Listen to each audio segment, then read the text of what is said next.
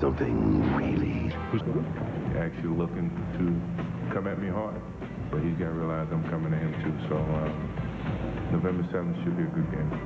Here it is. Black and white. Black and white. Black and white. Black and white. Massachusetts, and anywhere that Michael Jordan plays is a special event, and tonight is no exception. A capacity crowd here in Boston, just like the old days, and two hopeful teams of making a playoff run down the line clash tonight as the Washington Wizards take on the Boston Celtics. And welcome to Beantown, everybody. I'm Dick Stockton, along with Hubie Brown and Cheryl Miller. Both the Wizards and the Celtics come into this game 2-2 in the early going. But after 4 games of his third return in the NBA, how's the guy doing right now, Hubie? Well, I think the obvious is he's only shooting 39%, but the shots are there. What he needs to do is improve the field goal percentage, but the tendonitis in the knee is the main culprit there. We will see him in the post area because he's the only legitimate back-to-the-basket player that they have. What you'd like to see him do is not settle for the jump shot, but get to the foul line more. Teams are double-teaming him very quick. The reason, give it up, force the other 4 guys to shoot a high percentage. Now, I'd like to show you some stats where he is today versus his career. Now, you can see the minutes, he's only down 5. Now, the points, naturally, because he's shooting a poor percentage of 39. But the shot attempts are there, the rebounding, and also the assists. Now, this is a very young basketball team. They're going to get better as the year goes on, week by week. This is their 5th game, 4th on the road. They are without 3 of their primetime big players, Haywood, Thomas, Kwame Brown, all between 6'10" and 7 foot. This is a team that's improved their defense. Now what they have to do is play consistent basketball. And Hubie, because they don't have that size, they're going to go small, as we'll explain later during the lineups. Now, the Boston Celtics, Jim O'Brien, took over a team 10 games under 500, finished even on the season, and now 2-2 on the year. But this is a club trying to get back to where they once were, predicated on 2 people, Antoine Walker and Paul Peirce. Well, when you think of them, it's almost like Batman and Robin. They put up the points 1 year ago, second to Kobe and Shaq in total points. Now you can see right here they are in the same position again as we stand here tonight. 23 points for Walker, 25 shot attempts. That's a ton, but he's working with the 11 boards. Also, you can see with Peirce, the 23 attempts and the 8 rebounds for a small forward is outstanding. Now, the unique thing is, between them, they attempt 16 threes. That's more than the majority of teams that we have in this league. This is a ball club that's improved itself at the offensive end as well as the defensive. And remember, they are a great offensive rebounding team. Now they have a new 3rd guy here in the mix. Joe Johnson, a rookie out of Arkansas, at 6'7". He's given them 12 points a game. He's also shooting 57% from the floor and over 50% in threes.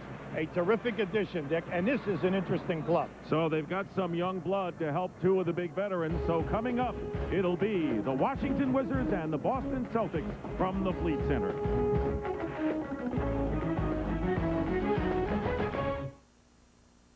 Don't miss the action on...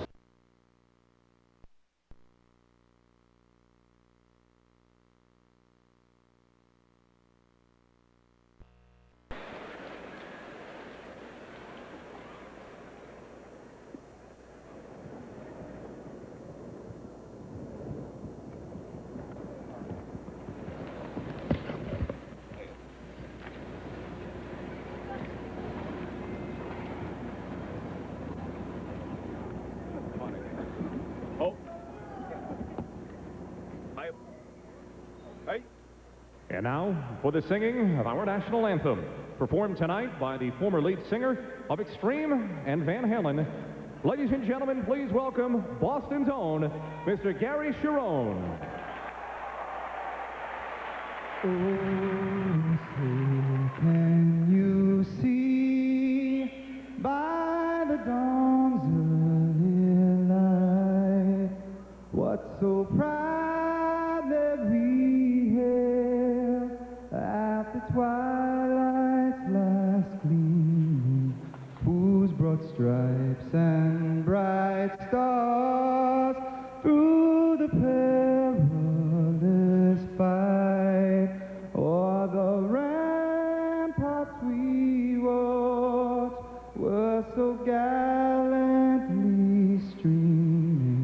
and the rocket's red glare, the bombs bursting in air, gave proof through the night that our flag was still there. Oh, say does that star-spangled banner yet wave o'er the land and of the free and the home of the brave.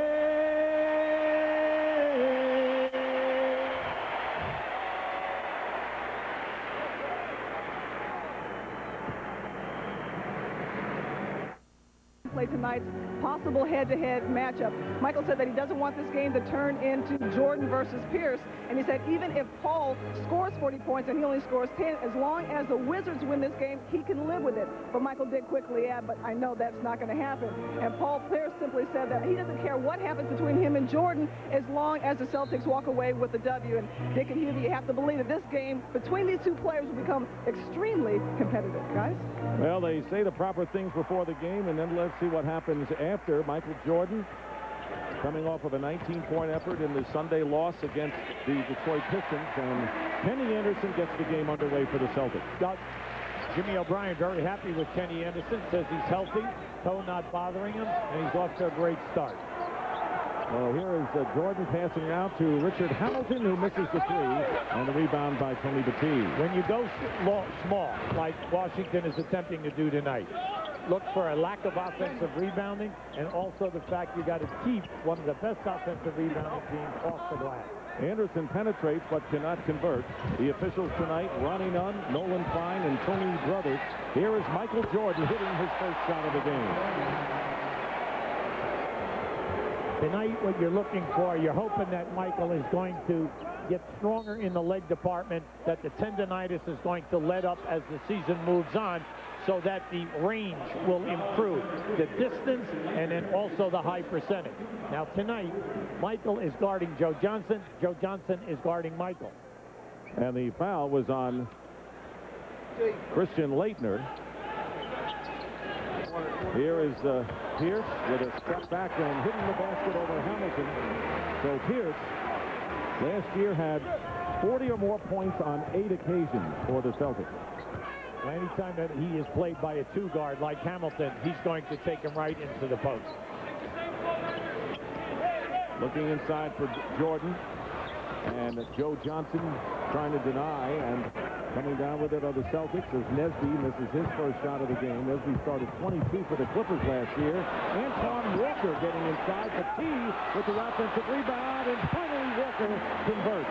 This is what we told you at the beginning. Boston's strong suit, offensive rebounding, and three-point shooting. They're first in makes and in attempts, but you must keep them off the defensive glass. Celtics improved in the early going in the rebounding department, which was an Achilles heel for them a year ago. They've got to stop launching all of these long jump shots with 16 seconds on the clock.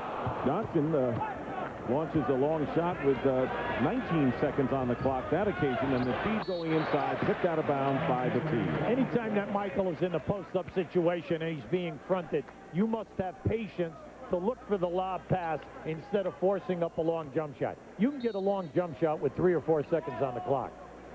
The Wizards are 1-2 on the road. Hamilton on the double team. Anderson was guarding Laettner, who was outside, and Chris Whitney misses the three. It'll go out of bounds, and the Celtics will get it back.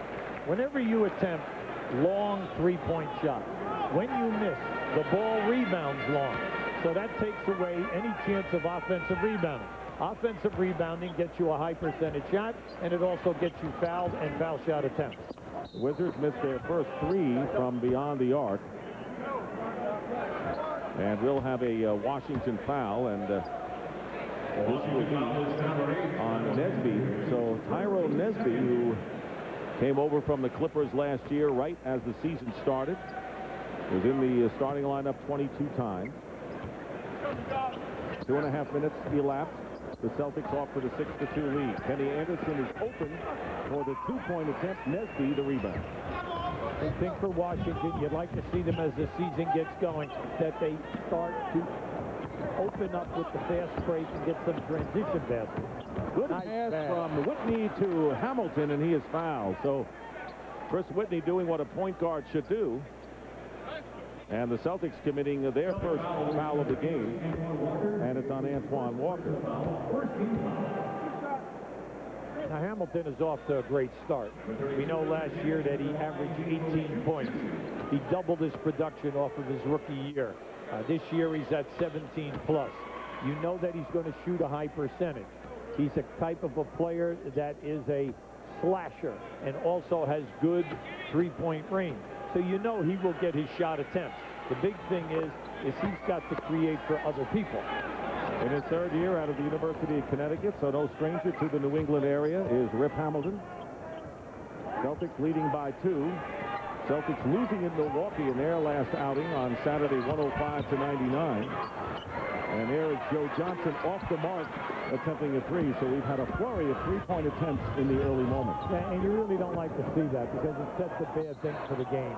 Jordan is fouled, and Johnson is right on his hand. So Joe Johnson committing the personal foul, and you knew it had to be one because Jordan didn't even come close to hitting the rim on that jumper. Well, from our angle, it looked like he caught him on the hand on the release. But we also know that there are some buildings who think that there have been a few phantom thoughts. You can see right there, he caught him right on the wrist. So Michael Jordan, in his first appearance ever back in 1985, scored 36 points. And in his second debut, which was here at the Fleet Center after coming back from his retirement, had 26 points in 27 minutes. But we'll all remember, as you look at the glittering achievements he's had, the 63-point playoff effort against the Celtics. We were here for that one back in 1986. You like to see Michael get to the line a little bit more. He's only getting there 6 times a game. For his career, it would be 8 to 9 at playoff time, always at 10 plus or more. Double team on Peirce, and Anderson making the pass to the wing, and good rotation by the Wizards defensively. And here is Hamilton, and let's see if he dribbled it off his foot. Good call. Good call. He was definitely muscled. Kenny Anderson came in and caught him with a forearm. So that's the first on Anderson. Yeah, just keep an eye on this. Now watch as he comes in here. See, he bumps him right there, which forces the ball. As the ball goes down, it goes off of Hamilton's foot. No doubt about it. Jordan trying to work Johnson in down low, and we'll have a defensive 3-second violation and a technical on the Boston Celtics. Now, this is something which can happen a lot in a game that Jordan plays, because as you can see, there's a limited amount of movement. You can run and double Michael, so everyone on the offside is trying to get into the area to help. Well, now you must stay out of that painted area. I got you. And we've seen a good deal of those calls because the official now has to see who's in the lane longer and whether he's within arm's length of defending his man. That's right. And what happened that time, there was no one there. You can see Peirce is running in and out of the lane. Jordan goes around Johnson, changes hands, and the ball knocked away, and Laettner comes up with a loose ball. Nesby on the fake pass, then leaves it out. And Jordan was open that time, and Laettner again keeps it going for the Wizards with a new clock and under 8 minutes to go in the first. Jordan, look to Laettner. Nice pass. Michael Jordan playing the high post with a no-look pass to Christian Laettner, and the Wizards lead by 1. 7 straight points run off by the Washington Wizards, and Peirce on the turnaround gets his second basket. He's murder on catch and shoot. He shoots such a high percentage. He's always over 50% every year that he's been in the league. And he just has that knack. He knows how to read that defender. And another foul called against the Celtics, and that'll be Tony Batiste. Now keep an eye as this ball goes into Michael right here. You're going to see Christian come right down the lane. Now this is all you have to do when Michael catches the ball is just move. Anytime you move, Michael will always give it up if you have a half a step on your man. Here is Laettner, and Petit giving him the outside shot. Laettner taking it and making it. So Christian Laettner with his second field goal, starting at the center position tonight, and the Wizards now by a 3. Anderson gets it inside to Walker, the turnaround, and the foul as Laettner coming over to help Hamilton on the play. And the foul is against Nesby, his second. The Boston Celtics naturally have two great scorers, Peirce and Walker. Now, they're not only great perimeter shooters, they are outstanding post-up players. The difference between the two, Walker might settle for the fadeaway jump shot, where Peirce will attack the glass and get fouled. And you can see that in their foul shot attempts up until now. Peirce is getting to the line 8 times a game, Walker only 4. Somewhat the same for a year ago for the season 2001. Nesby goes to the bench. He made the start tonight, and Bobby Simmons, formerly with the Seattle Sonics, Walker makes one free throw, but the ball comes out to his hand. So Bobby Simmons replaces Nesby. Here's Peirce for 3, and he's got it. 3-point basket in the first of the game. The young man averages 6 attempts a game. He shoots over 50%, and you saw how effortless that was, Dick. He really has great range. Celtics regain the lead by 1. Laettner hitting the jumper, shooting over Tony Petit. Petit is allowing Laettner to take the outside shot. Well, that's because he's only shooting 28% coming into this game. But we're dealing with a guy who has averaged 15 points a game over a 9-year career. He is a major threat, but he's got to get his game together. Here is Johnson, the rookie from Arkansas. And that drops through after taking a high bounce on the rim. So the Celtics up by 1. I like the tempo of the game right now. Once we've gotten away from all of the perimeter shooting, we're seeing some things 15 feet and down. Nearly halfway through this opening period, and now Petit playing Laettner much closer on the outside into the corner. And the shot missed by Richard Hamilton. Here come the Celtics with a 1-point lead, looking to take a 3-2 record. And for these teams, all these games important because they're long shots to make the playoffs. Simmons got a piece of it. Anderson will fire it with 5 on the shot clock. And the rebound by Jordan. No Celtic underneath. At the defensive end, Washington very quick on their double teams. Now remember, they have a small team out there right now, but they're covering the floor well. Can they keep it up for 48 minutes? Heidi White normally starts at center, not doing it. And Johnson gets a piece of that turnaround shot by Jordan. And now, Joe Johnson on a 2-and-1 break has it knocked away by Simmons. So Johnson made a good play at one end, but the Celtics were unable to convert the 2-on-1 break. But they'll take a 1-point lead into this timeout with 5:19 to go in the first.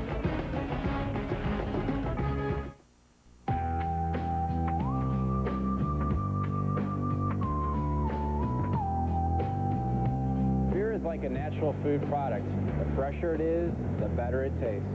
That's why Budweiser has 12 local breweries right here in the United States. So you know our beer will always be fresh. This Bud's for you. And you and you and you. This Bud's for you.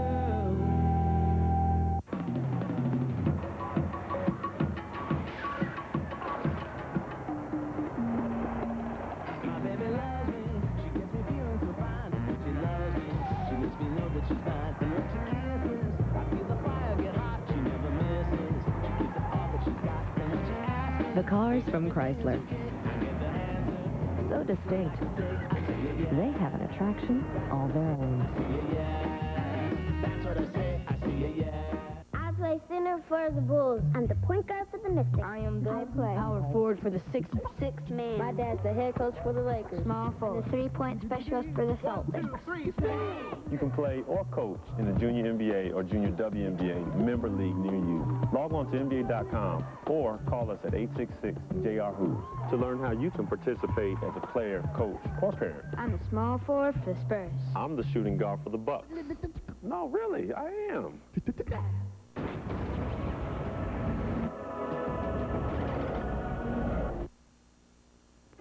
The NBA on TNT is brought to you by Budweiser, with the crisp, clean, refreshing taste you'll find in no other beer. This Bud's for you.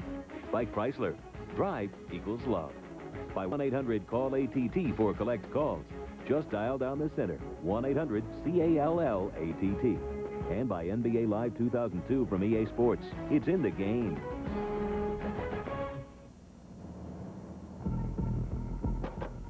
Walton has come out to meet Jordan.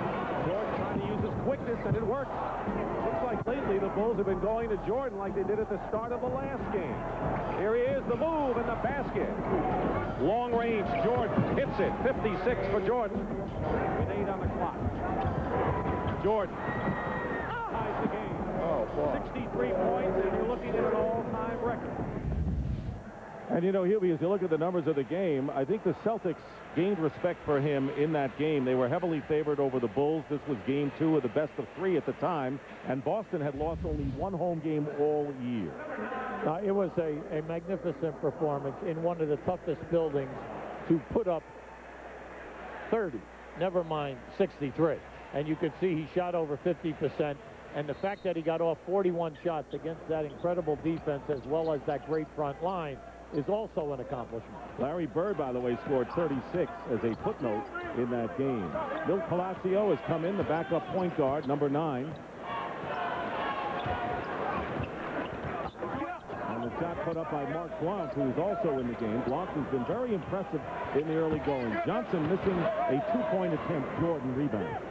You can see Michael's back in there now. You know, as a forward, he's doing his job. He's getting 6 up defensive boards a game, and you're always looking for that for your small forwards, a minimum of 6. Jordan doing it a lot with his head as much as his physical ability, not the same at age 38. And this time, the traveling violation called against Christian Laettner. But this is a different Michael Jordan, and everyone should realize it. You can't turn back the clock. It's as simple as that. Well, we all realize that 38 years of age, the tendonitis in the knee. He does not have that cutting move into the lane and then the powerful jump to get up over the top of traffic. Whitney rebounds. Peirce is missed. And Jordan is fouled as Eric Strickland, who was just picked up recently by the Celtics, on the personal. Now, that's what we said in the stand-up. They run at him quick now. They run at him quick and double-team him, and you're going to see this. Now, just watch to the right of the screen. As soon as Michael makes this catch and he sizes things up, they're going to run right at him and force him to pass the basketball. Now, as soon as he makes his move, they're coming. They'll force the rotation. Now, the big thing with Washington, they've got to learn, is the first pass, the guy is not going to be open against a good team. It's the second pass out of the trap where something good happens. And if you look back at this first quarter, every time they make the second pass, they're getting a wide-open 15 to 18-foot shot.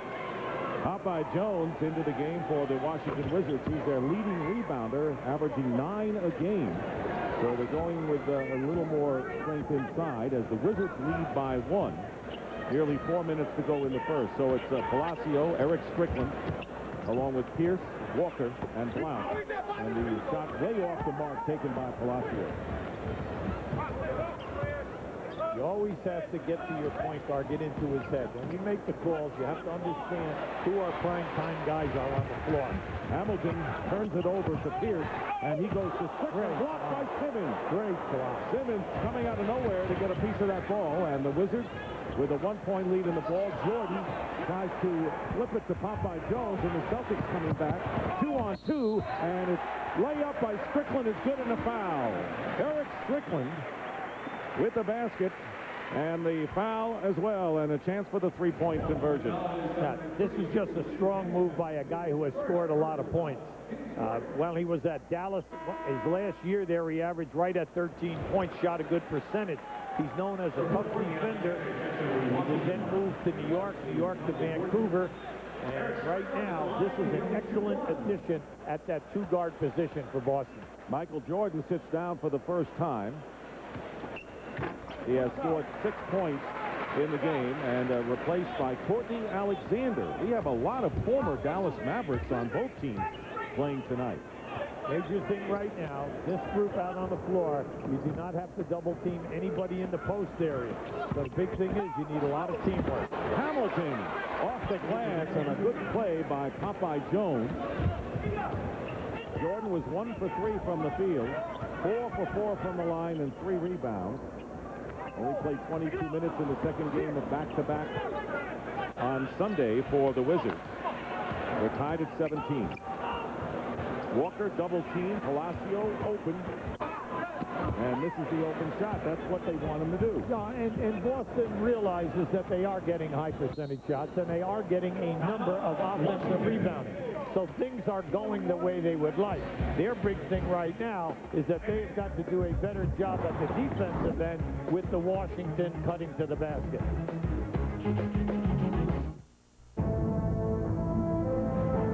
At the Garden in New York tonight, Magic Johnson there. He'll be joining us live at halftime tonight.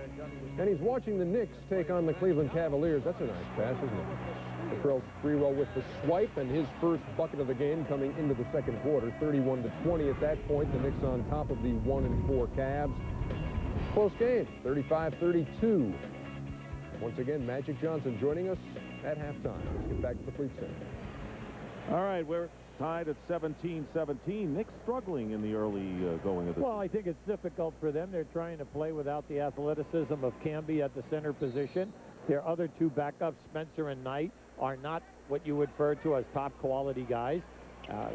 When you play with a center like that who cannot command any type of a double team, then you know that when they come with their second unit, there are no double team guys in the second unit, so the Knicks are having trouble. And you say, well, why is that? They stay and hug the three-point shooters. Why leave a three-point shooter when you can play man-to-man down in the post? Courtney Alexander inbounds to Hamilton with 10 on the shot clock.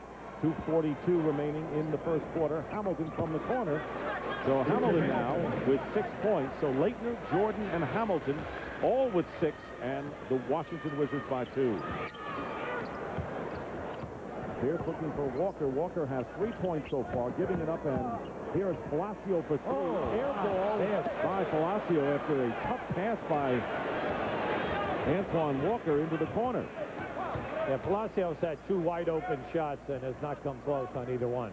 Top by Jones, defended by Blount down low. The one-hander, front rim, Peirce cleared. Well, you can see with this group of Washington guys out on the floor, you're not going to see any double teams down inside. Nice. Peirce with a great feed to Mark Blount. So Paul Peirce, they have 10 of the Celtics 19 points, so that's about what they do, but a great feed. Well, you always love it when great players get double and triple teamed. He was triple teamed that time and was able to create a passing lane. So now 1:40 remaining in the first quarter. It's been a tight game. Alexander, now Hamilton pulls up with it, and Walker the rebound. Celtics have an opportunity to run.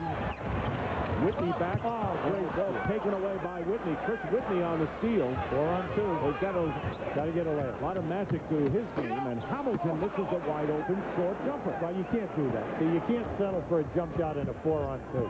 You've got to penalize the defense and get the layup. Hamilton 2 for 7 from the field. There's Walker being double teamed. And Walker steps back. And this is a 2-point attempt. And Popeye Jones wrestles the ball away from Mark Blount. So under a minute remaining in the first quarter, the Wizards and the Celtics tied at 19. Blount denying Jones, and now the foul called against Popeye Jones on the hold. We definitely have a rugby game going on here in front of our eyes. Yeah, because there aren't any points being scored. But there is a lot of crashing of bodies. We have 10 young players out on the floor. They're playing with a lot of energy. They're hustling defensively, and they're committing many cardinal sins of basketball. Oh, it's early. In turning the ball over and in shot selection. Kenny Anderson and Joe Johnson checking back in the game for the Celtics. 13 on the shot clock. Nearly a half a minute remaining in the first. Simmons doing a good job against Antoine Walker. Yes, he is. Double team. Yes, he is. Here's Peirce for 3, and he's got it. So Peirce hitting his second 3-point basket. Anytime that he comes off as a screen and roll and Peirce is involved, you cannot go under. You've got to come over the top to take away the threat of that three-point shot. Either that or the defender on the screen has got to step up. You cannot give him a clear look. He's 4 for 5 now in this game. And Hamilton, who has struggled, only 2 for 8 misses. Final seconds, and that will not count as the shot goes off the rim. But the three-point basket by Paul Peirce, his second of the game, giving him 10 points, giving the Celtics their 3-point margin after 1. Celtics 22, the Wizards 19. Jordan has 6 after 1 here in Boston.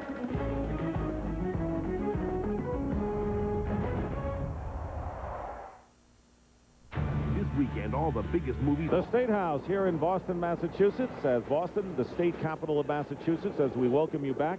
The Celtics lead the Wizards 22-19 after 1 quarter here at the Fleet Center. Paul Peirce, what about him in the first quarter? Now, I'd like to show you Peirce right here with the ball. You can see the screen by Walker. Look how far back the man is that they are going to switch. So as Peirce comes over the top, he eyeballs that and sees the distance is too far. Now, just watch. See, they're going to switch that. You've got to be up playing the screener so that you can just step out and switch on him and force him to put the ball on the floor. Peirce, the leading scorer with 10. No one else has more than 3 for the Celtics. As you look at the first quarter recap, both teams shooting under 40% from the field. Now, both teams are poor shooting teams to begin with. They're right at that 40 to 41 area. Michael Jordan played 8 minutes in the first quarter. Tyronn Lue into the game for the first time. You remember him from the finals against Allen Iverson. The good, solid job he did defensively against him in the NBA Finals with the Lakers. So he's got a championship ring. Now playing for the Wizards. Popeye Jones in there as well. Courtney Alexander. And here is the Peirce leaving Anderson open. He misses the shot. Joe Johnson with the offensive rebound. He can't convert, but once comes into Celtics had chances. Well, we said at the top, one of the best offensive rebounding teams in the league. And you can see they're causing problems here. Simmons into the game as well for the Wizards. He played a fine defensive first quarter against Antoine Walker. Here is Jordan working against Johnson, the rookie, and fouled as he drives to the hoop. This is the part of MJ's game which definitely is a minus in comparison to before the retirement, and that is the explosion off the dribble.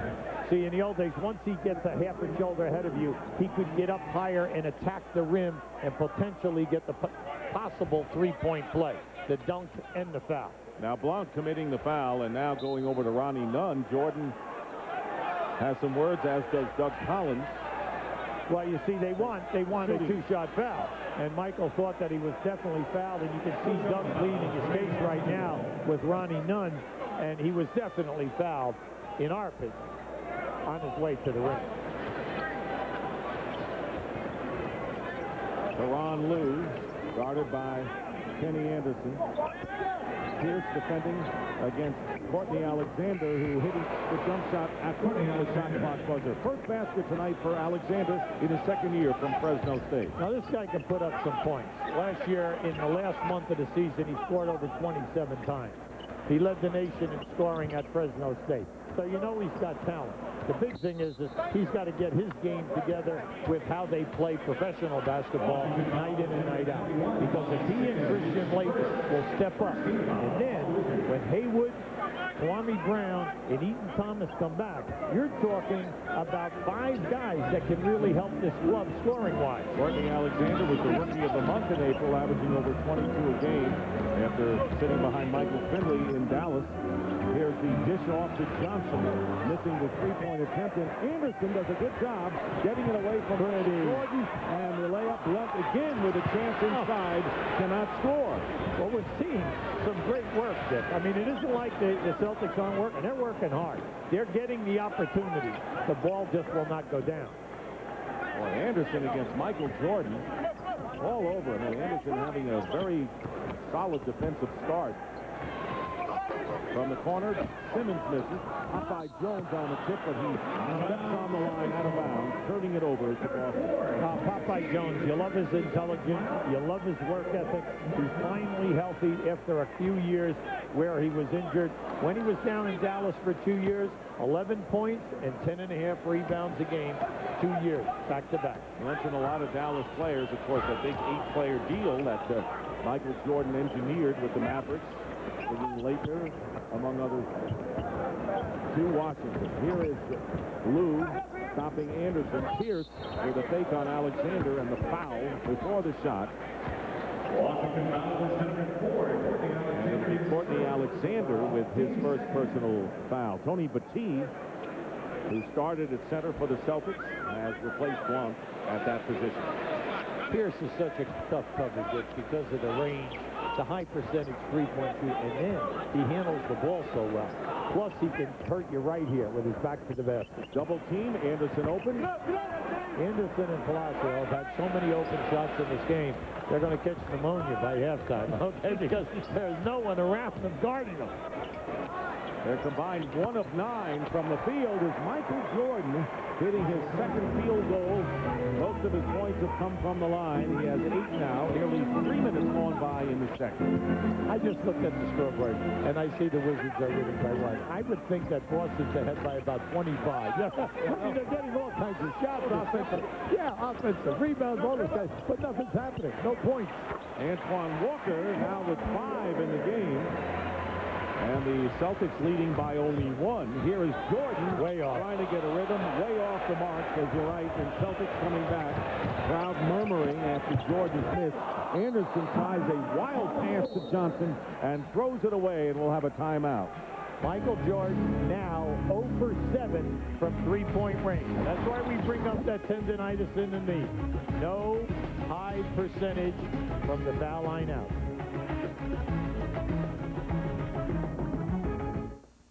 CBS, TNT, and McDonald's are throwing an NBA house party, and you're invited. Log on to NBA.com or AOL keyword NBA.com to enter.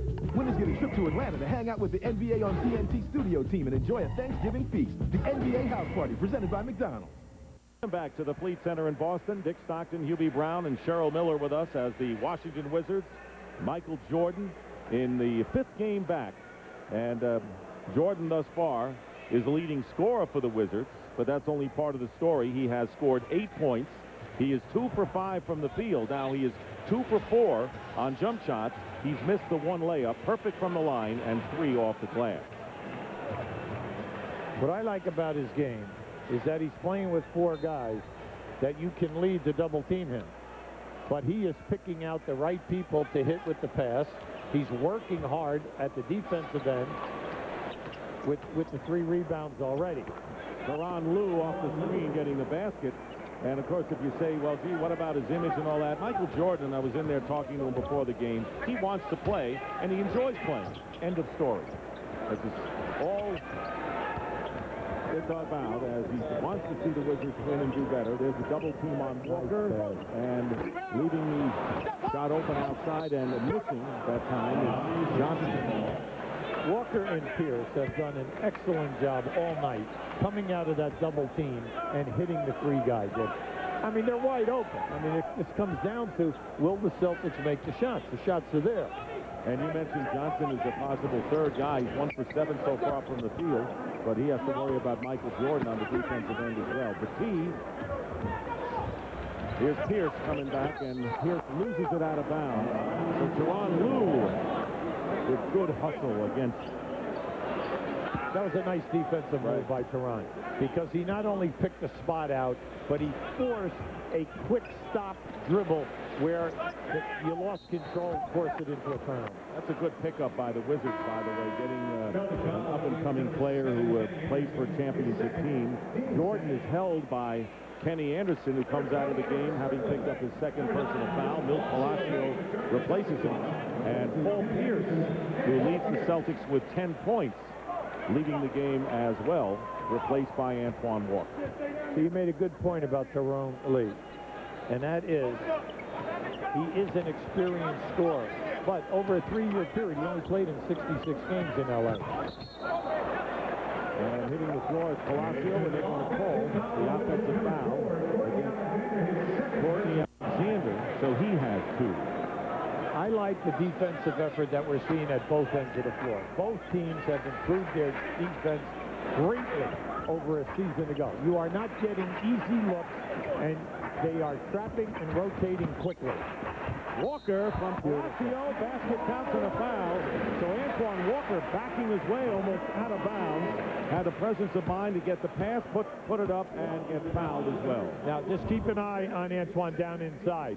You see, he already shed Simmons with a forearm. Simmons was very upset, said something to the referee. You see it right there. See, he shed his man with that forearm. Well, that's an experienced guy who's down inside, plays with his forearms up. You play with your forearms up, you can bump a lot of people out of there. Bobby Simmons going out of the game, as is Popeye Jones, as Walker makes the three-point play. Christian Laettner and Rip Hamilton come in, so we have had already 12 lead changes, and we're not even halfway through the second quarter with the Celtics leading by 2. Teron Lue penetrating, getting it out to Jordan. Jordan guarded by Johnson, and that doesn't fall as the T quickly gets it out to Palacio. Wizards get back defensively. No easy baskets so far in this game, very few. Palacio gives it up to Johnson. Here's a three, and he's got it. So Joe Johnson, who had 23 points against the Milwaukee Bucks to raise a lot of eyebrows, and he had to defend Ray Allen to boot, gives the Celtics a 5-point lead. Well, see, he's over 50% three-point shooter. That's where he surprised everybody, 6 for 12 before that shot. Nesby nearly lost it. Hamilton picked it up and hit. So Rip Hamilton coming back into the lineup now has 8 points, ties Jordan for the Wizards scoring lead. Celtics by 3. Here is Eric Strickland, and he is fouled. Strickland and Hamilton defending him. We'd like to show you the double teaming. See, here's your double team right here on Walker. Now watch as Walker comes out of there with the first pass over to Johnson on the second pass, and watch how it opens up. See, there's your rotation, but you cannot double team and leave the opposite corner wide open. But it takes an unselfish team. Now, all night, the Celtics have been making the passes. That's the first one that they've really put down wide open. Hamilton's second foul. Eric Strickland made the first free throw, and he's got them both, and a 5-point Boston lead. Interesting that Doug Collins coaching this team, and he told us he doesn't agonize like he used to when he was in Chicago and Detroit. Still, he puts his heart and soul into it, but he seems a little mellower from what we remember. Because he knows we'll see what happens by the time we get to All-Star game. I was going to say, here's Jordan using a little glass. Michael Jordan now with 10 points. Down 3 for 7 shooting. Doug is a fierce competitor, and he works very hard at his craft. And once he gets his 3 inside guys back, this team will be better, and then they will be expected to win a lot more. Plus, remember, this is their 4th road game in 5 nights. They're going to be home for a 2-week stretch here. 5 straight home games coming up for the Wizards, as Johnson now with 7 points finding his shooting eye. Celtics by 5. Teron Lue at the point. Jordan against Johnson. Tipped by Laettner. Christian Laettner with a tip-in. Christian Laettner's playing a lot with a lively bounce tonight. 4 for 4 from the field. He's really doing a nice job. And Palacio hitting. All of a sudden, no one's missed. Boy, how things change here. Well, the main thing is, though, is you keep going back to what is working, and you know that your guys are not deliberately missing. What you're hoping for is that they'll finally hit a rhythm, and they're in it. And they're both in it, really, right now. Here is Laettner firing over Batiste. And the rebound taken down by Antoine Walker. Nearly 4.5 to play in the first half. Walker put against Nesby. Wild shot by him. And good hustle by Batiste. And he calls the timeout before he is tied up. 4.5 minutes remaining in the first half here before a capacity crowd at the Fleet Center. Jim O'Brien's Celtics lead the Wizards by 5. Is brought to you by Mazda, who invite you to discover the sheer joy of motion. And by Edge Shaving Gel. It helps lift dirt and oil every time you shave. Welcome back to the Fleet Center. On October 30th, the Boston Celtics began an online auction of items focusing on their winning history. Some of the items up for bid were a rare basketball signed by Bob Cousy, Tommy Heinsohn, Bill Russell, an autographed Larry Bird game jersey, and even a game of horse against Paul Peirce. Now, the auction ends November 20th, and all proceeds, Dick, will be donated to the New York Police, Fire, Widows, and Children's Fund. All right, Cheryl, what a great tradition this franchise has had over the years. I mean, going back to the early days, Bill Russell and so forth. Well, you know, all you have to do is look up to the rafters here. Which we just did. Yes, we did. And you see the number of championships and then all of the retired jerseys, because the majority of the retired jerseys are all in the Basketball Hall of Fame. And there you have one of them right there, Tommy Heinsohn completing his 20th year with Mike Gorman of doing the Boston Celtic games. And how about this stat? Red Auerbach placed 25 ex-players as head coaches in the NBA. Not bad for that old rascal. 84-year-old, regaining the title as president of the Boston Celtics, Arnold Red Auerbach. Nice to see him back. Yes, and he looks great. He looks terrific. And the native of Washington, Jordan changes hands. And Michael Jordan, with a little vintage play from the past, now has 12 points to bring the Wizards to within 3. He's withering that Celtic defense with that play. Johnson going down low to Antoine Walker, muscles his way in, and tips it in himself. Walker gets credit. Now, that is their 10th offensive rebound in this half. Now, remember, if you get 13 or 14 in a game in the NBA, that's a lot. And right now, they already have 10. Now, you can play a small lineup against them, but you're putting pressure on your two forwards who are undersized to block out guys who are much taller and much stronger in the upper body. And there's the rebounding story of the Boston Celtics, much better than they were a year ago. Now, they've improved in all areas, Dick, no doubt about it. Joe Johnson gives them another athlete. He's playing like a guy who's been in the league a couple of years. He's got great athletic talent. Picking up Strickland was good. And now all of a sudden, their 3 centers are all healthy. That hasn't happened in a long time. And there's Rip Hamilton with the jump shot. So Hamilton now has 10. Paul Peirce checks back into the Celtic lineup. So to keep you apprised of what Michael Jordan has done, Walker and Peirce have 20 of the Celtics' 38 points. So they're over 50%, which is what they were last year. Palacio with the total, hitting the jumper, missing early. Palacio finding the range. Very unselfish, Antoine Walker. When that double team comes, the ball is already out to the free guy. I'm very impressed with Peirce and Walker giving the ball up early here. And a 5-point lead. Here is Tyronn Lue hitting a 3-point basket. So Tyronn Lue is fourth here from Nebraska, cutting the lead to 2, and that was a 3-point attempt there first. No, that's young guy. We know he can score. He was a big-time scorer at Nebraska. And now you know why Jim O'Brien thought it was great to get Eric Strickland the way he fought his way in to get the basket. Well, they like his toughness. They like the fact that, so what if he's undersized as a 2-guard? He's a tough guy who can defend. Jordan fouled by Pearson, makes the basket. So Michael Jordan now with 14 points. 8 here in the second quarter now, 5 for 10 from the field as Peirce commits his first foul of the game, and a chance to bring the Wizards to within 1. Michael looks like he has found a rhythm. On a routine reconnaissance mission, Lieutenant Chris Burnett saw something no one was supposed to see. On November... Celtics lead by 2. Right now, let's take a look at TNT's Friday night movie, Murder at 1600. Unexplained. A conspiracy to hide the truth. These people can make us disappear. Wesley Snipes, Diane Lane, Murder at 1600.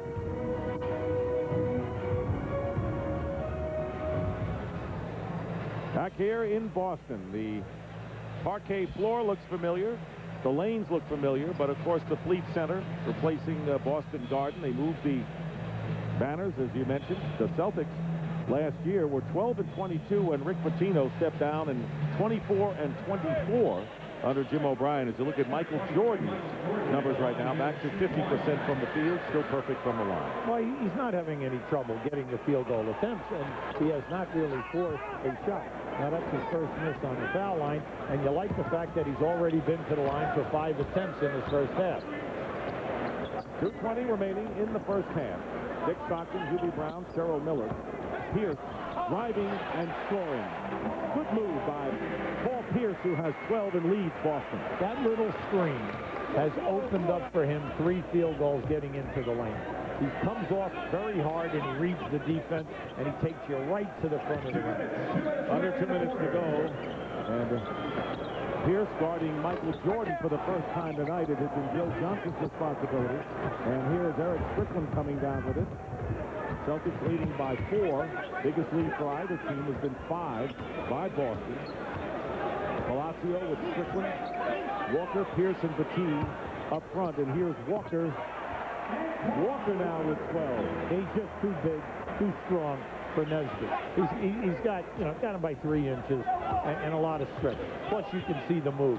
All he did was turn and face. And once he turns and face down in there, you're not going to stop because you just go up over the top of you. Nesby with Laettner, Lou, Jordan, and Courtney Alexander. Here is Christian Laettner off the front rim. Rebound by Batiste. So the Celtics who have their biggest lead of the game as we wind down to a minute to go in the first quarter. Boston led by 3 after 1. Walker going baseline against the double team, and one of the fine moves of the game we've had. Well, he knows that he can shoot up over the top, and I like his game right now.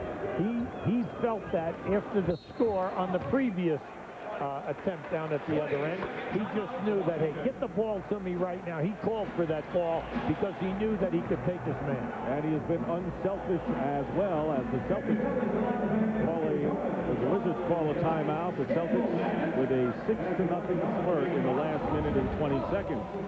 Coming up on the AT&T halftime report, Ernie Johnson, Kenny Smith, and Charles Barkley are in the studio to bring you all tonight's action. And a live interview with Magic Johnson from New York. 10-year anniversary with Magic Johnson announced he was HIV positive.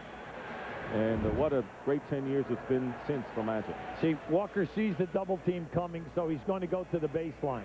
Great move because he caught Nesby playing him, trying to take away the lane. Christian Laettner was late coming across on the trap. Beautiful move by an offensive player.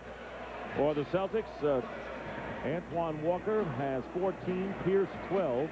And for the Wizards, Michael Jordan leading with 14 points and Richard Hamilton with 10. 55 seconds remaining.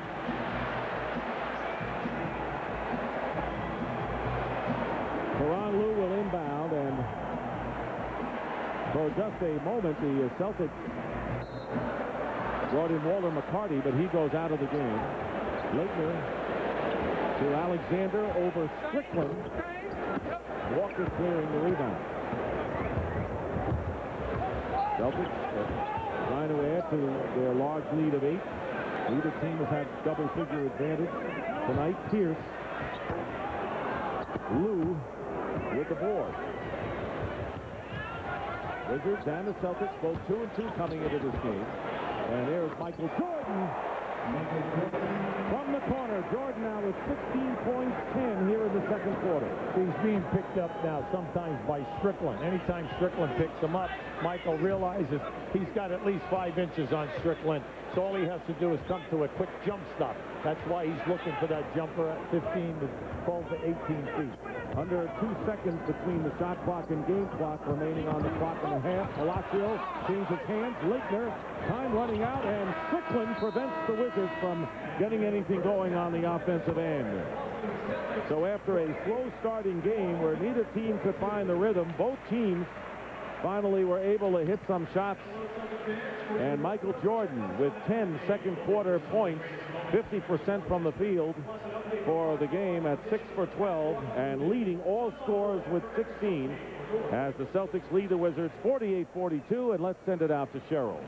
Antoine, it seemed like in the second quarter, better ball movement and offensive rebounding was the difference in the first half for you guys. Yeah, they playing a small lineup and they trapping me and Paul real well. So we got to try to move the ball around and hope our point guards make some shots to free it up inside for us. But we did a good job of rebounding the ball a little bit in the second half, second quarter to give us the lead. So we just got to continue to build off that. Looking at the defensive end, the overall defense on Michael Jordan and the Wizards, were you guys pleased in the first half? Well, Michael's making some tough shots, but we just got to continue to not to let the Chris Whitney's, Tyrone Lewis, the Richard Hamiltons get off.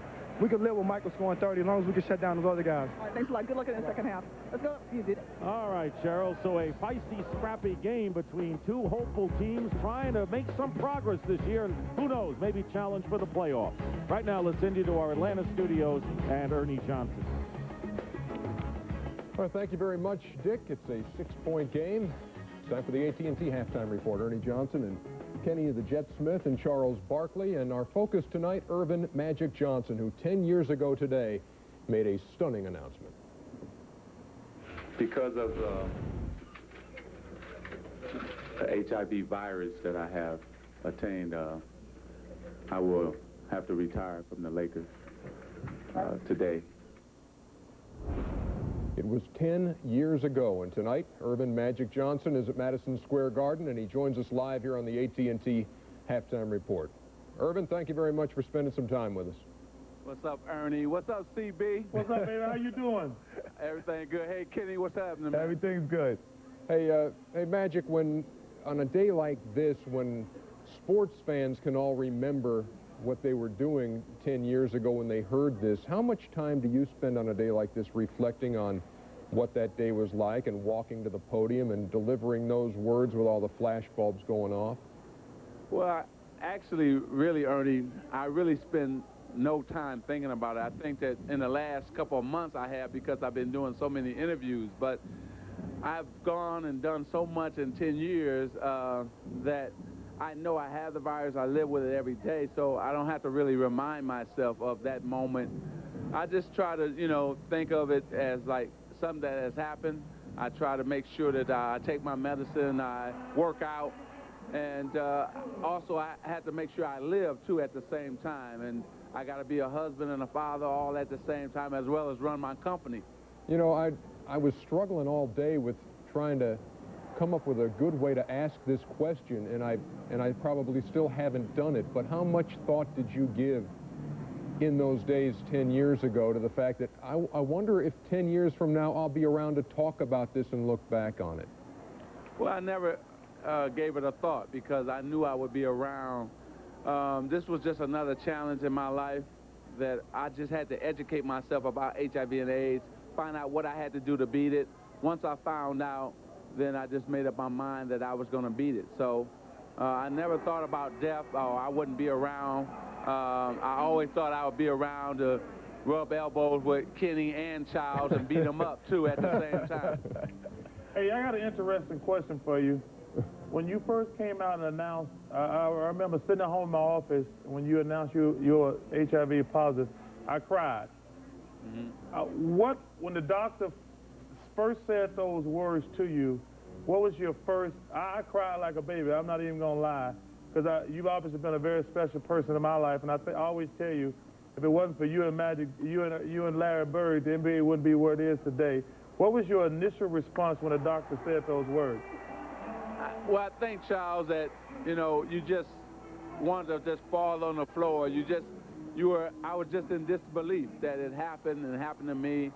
I was devastated because not only myself, also I had to think about Cookie, and at that time she was pregnant with EJ. And I was worrying about, was she infected? Was my baby infected? How was this all going to affect both of them?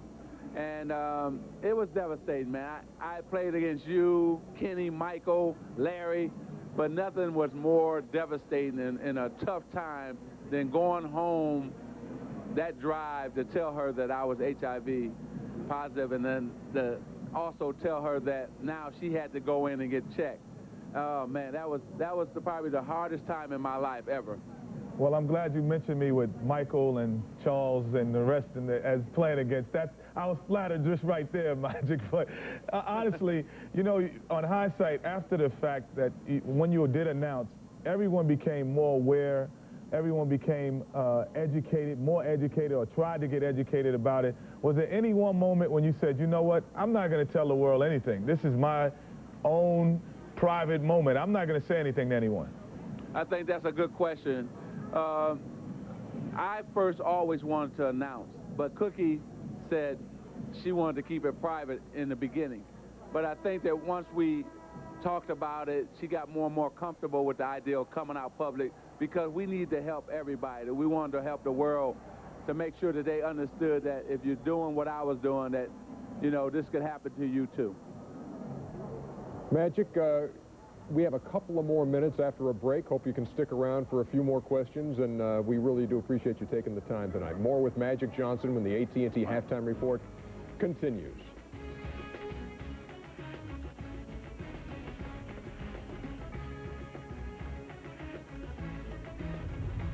The AT&T Halftime Report is brought to you by AT&T, proud sponsor of the NBA.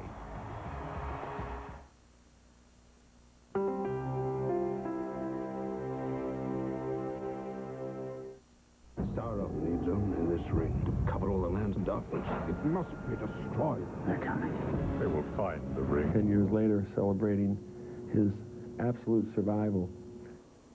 Back here in Studio A as Magic Johnson joins us from the Garden in New York. And Magic, you're not missing much in the game behind you. It's 61-45, and there's nothing going on. In the game that's on TNT tonight, Michael has 16 at the half, and it's 48-42, the Celtics leading the Wizards. What do you make of this time around with Michael?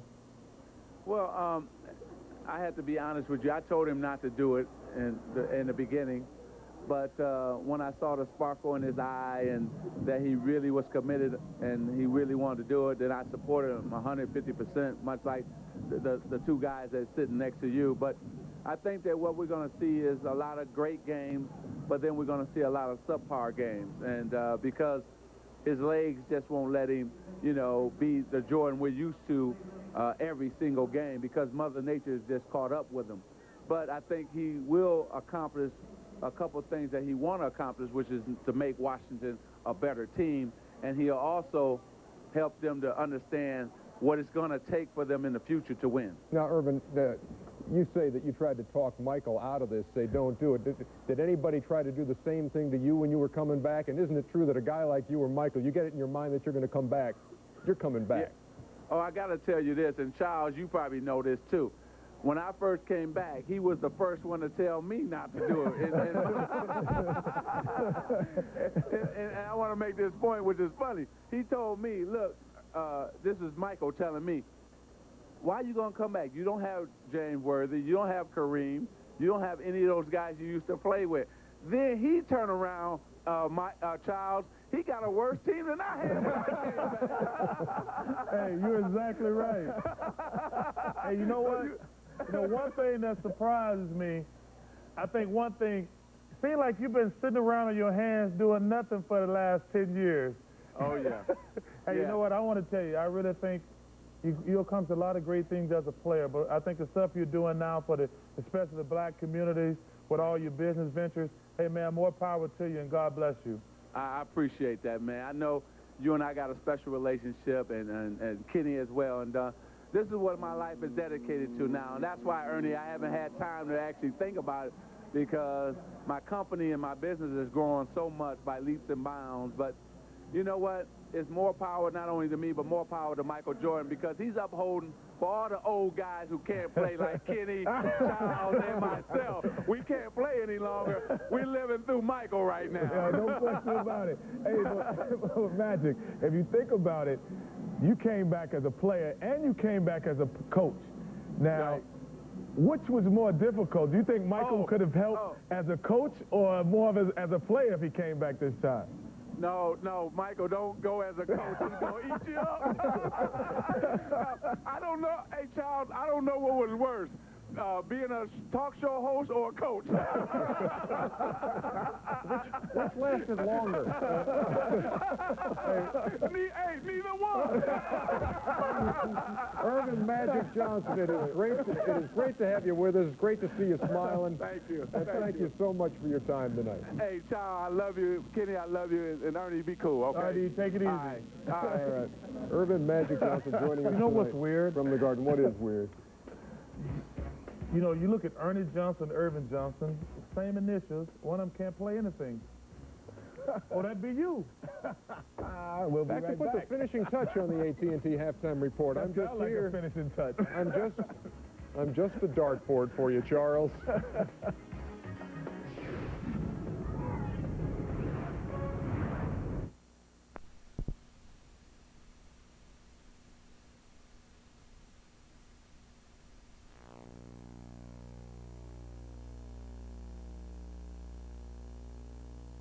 Lead the Wizards by 6. You know, it reminds me of the early days of the Chicago Bulls. They weren't a strong team like the Wizards are not. Michael Jordan was the big curiosity piece. Same now, except Jordan is 38. Yeah, and the buildings are all sold out, and television ratings are up, and everybody's happy. Here he is tonight, 6 for 12 from the floor, 16 points, 3 rebounds, a couple assists, doing an excellent defensive job on his man. What must happen now is that the supporting cast must step up and play a more consistent type of game for him. They have 0 fast break points, and they're getting killed in the paint, 20-8. That must change if they're going to win here this evening. Well, a few moments ago, Cheryl Miller caught up with the Wizards head coach, Doug Collins. And Dick Coach Collins said one of the concerns in the first half was Washington had to play with that smaller lineup, and Boston absolutely punished them on the board. So they have to do a better job rebounding. Also, the big adjustment for the second half at the defensive end will be shutting down Paul Peirce and Antonio Walker and forcing someone else to beat them as they score. Dick? All right, Cheryl, Antoine Walker has 14, Paul Peirce 12, so despite it all, those two are getting the job done for the Celtics to lead by 6. Boston shooting 43% from the field. The Wizards better at 45. We're underway. Hamilton with the return to Nesby, who cannot convert on the lob pass. Well, that was a design play for the lob. He was wide open. It was just a bad pass. Anderson beating the double team on Walker, going back to Kenny Anderson for the hoop. Right there. See, they're testing him. They're saying, your point guards have got to beat us. Well, now that basket gives the point guards 4 for 13. 4 for 13 in this game. Only the second hoop for Kenny Anderson.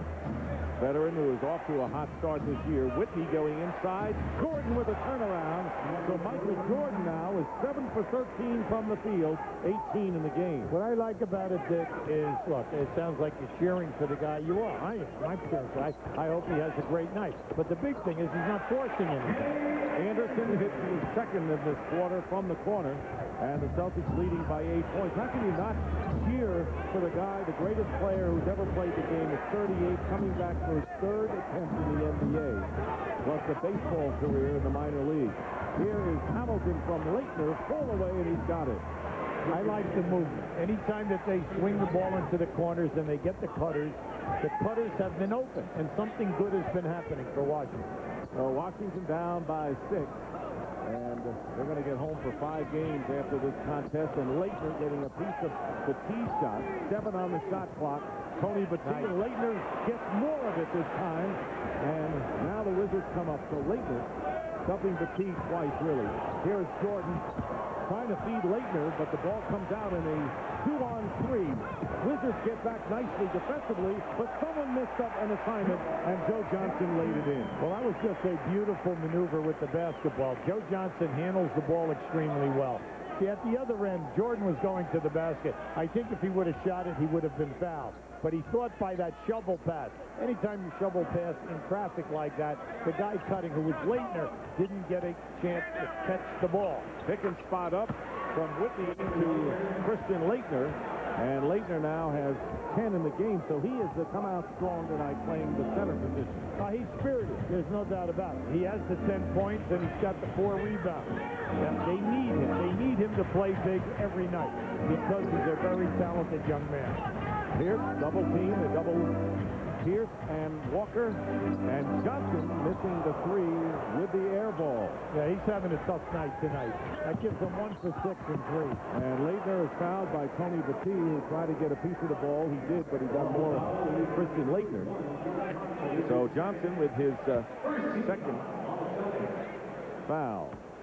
And Christian Laettner going to the free throw line. Laettner, who's been with 5 teams in his 9-year career, acquired from the Mavericks, as we mentioned, and in the 8-player deal, principal going to Dallas was Juwan Howard. So Want to remind you, as the Laettner goes to the line, watch the drama of the NBA as Allen Iverson and the Philadelphia 76ers take on Steve Francis and the Houston Rockets. That's tomorrow night. Check the time, 9 p.m. Eastern on TNT. Now, throughout his career, Christian Laettner, 9 years in this league, 15 points, 7 rebounds, a 48% field goal shooter, 82% on the line, and an excellent passer. He will give it up, and he'll make the play in traffic for you. Nearly 3 minutes gone by. Third. Nice pass. Walker to Anderson. Anderson comes out scolding here in his third quarter. He has 7 of his 9 points, including the 3, to give Boston a 7-point lead. How about that pass? That was a great diagonal pass from Antoine Walker, all the way to the opposite corner. 6 assists for Walker with all the other things he does. Whitney for 3, in and out. And the Celtics trying to stretch their lead to 9. 31-year-old Kenny Anderson throws up the wild shot, and the holding foul called against Kenny Anderson, who was out all but 33 games last year. Now, when this ball goes into the post right here to Walker, watch out as he off that double team, how he catches Kenny Walker in the opposite, Kenny Anderson. Just keep an eye on it. They caught them in a double team and a rotation. That was just a great look. Anderson, meanwhile, with 3 personal. Jordan. That's exactly right. And of course, you know, he's got that tendon problem with the finger, plus the tendonitis in the knee. So he hasn't been totally healthy yet. A lot of people fail to realize that. Doug Collins certainly aware. Open, Joe Johnson hitting the 3. So the number 10 pick from Arkansas, now with 12 points and 2 from downtown. Well, he's not bashful. He's definitely looking for that shot. And coming into this game, he's averaging 12 points, 58% from the field, and 50 in three-point shooting. And the Celtics opening up their biggest lead of the game, 10 points over the Washington Wizards.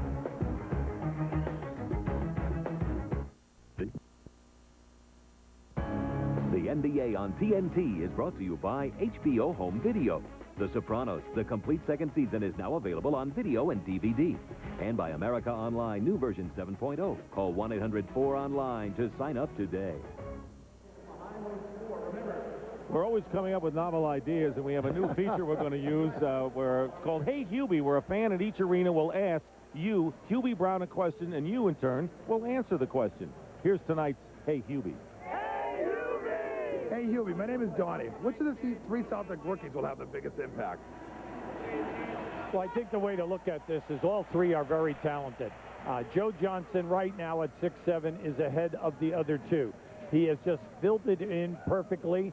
He's an excellent dribbler, a good defender, nice three-point shooter. Kedrick Brown at 6'7" could be the best athlete that they have on this club.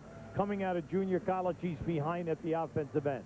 Joseph Forte, we know, can shoot it at 6'4". He's got to build the upper part of his body, but the coaching staff very happy with all 3 picks. Hey, Hubie, that's pretty good. Whitney trying to go backdoor. And the Celtic foul is against Tony Battie, his second. Kenny Anderson is the only player in the game with 3 personal fouls. The Celtics leading by 10 points. They led by 3 at the quarter and 6 at the half. And looking very solid tonight. Yeah, you like their talent, mainly because their 3 centers are healthy, and that's good. Battie, Blount, and Potapico. We have not seen tonight. That's correct, because you know, basically you're trying to get away with only playing 2 guys.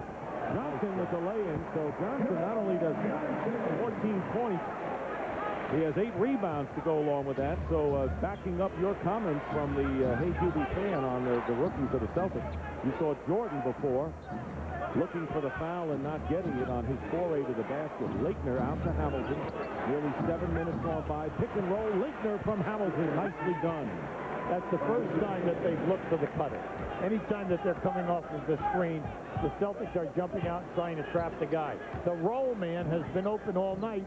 That's the first time they've hit him for a pass. Walker getting it down to Peirce. Peirce driving around Hamilton, tries to draw the foul, and does not. Bad shot. And the Wizards coming up. That's the first bad shot he's taken all night, Dick. That was forced. He was trying to draw the contact. 10-point lead for the Celtics. Wizards trying to narrow it. Wizards come in 1-2 on the road in the early season. Hamilton with a fake. Gets the ball back as the ball came out to him. Celtics did not protect the defensive glass well there. Jordan, again a flat jumper, and the rebound by Johnson. That's 9 for him. Walker was looking for the foul, but Nesby got a piece of it. And there is Johnson for 3. Rebound by Michael Jordan, who calls the play. So Jordan now is the point forward, so to speak, for the Wizards. Well, they're giving you a different look. And this Paul Peirce is on in every possession. And Johnson gets a hand on Hamilton's entry pass, and the Celtics come back. Anderson, hot this quarter, and his first miss of the third. Washington right now, 3-3. You got to slow down here right now. You've got to make a few things happen. Jordan has a Laettner screen picked up by the taller Petit. Jordan goes around him and beats him to the basket. Vintage Michael. Beautiful. Read that perfectly. As soon as he saw Petit step out there on that switch, he said, one more dribble, and then I'm turning the corner and taking him right to the rim. Second layup tonight for Michael Jordan, who has 20 points. Double team again on Antoine Walker. Good pass out by Anderson. And Anderson up and under 2 defenders from Johnson. I tell you, Johnson is up his game in this third quarter, as has Kenny Anderson, and it's 10 again for Boston. I like the fact tonight that Boston definitely unselfish, Dick, moving the basketball, finding the free guy. Now, I realize they have not shot a great percentage here tonight, but at least they've moved the ball into the open opportunity. You know, Brian, Celtics playing well as we take a look at Jordan's last time down. Now watch. See, he sees the switch. I'm going to take it one more dribble. Now watch. I'm blowing right by this guy, taking him to the rim. And right now the Celtics bring in Mark Blount at center and a new backcourt of Milt Palacio and Eric Strickland. 6 on the shot clock for the Wizards. The lead is 10. Jordan guarded by Peirce. Jordan in the lane, hitting the jumper. 22. Now, you remember, Peirce and Jordan went at it in the preseason, and they were jawing at each other. And at the end of that game, Michael Jordan says, I've already circled the number 7th when we'll play again. And that's one of the few times Peirce has been guarded. Jordan, and a nice play by Walker for his 16th point. Well, if you're a Boston post-up guy or taking it to the rim, you know that Washington does not have any shot blocking out there.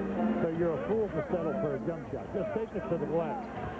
And they don't have the big guy. Heidi White not playing tonight, going with the smaller lineup. Jordan defended well by Palacio, out to Nesby, air ball, but Laettner is underneath and will have the chance to convert a 3-point play. Christian Laettner with 16. Very heady. Made that catch. Beautiful ball fake. Now, just watch as Christian, as he catches this air ball right here. Beautiful head fake. Get the man up in the air, and now take it strong. Courtney Alexander will give Michael Jordan a breather. So Jordan going out for the first time in this half. He has scored 22 points. But getting help tonight from Christian Laettner, who has a chance for his 17th point of the game to cut the Celtic lead to 7. And he does.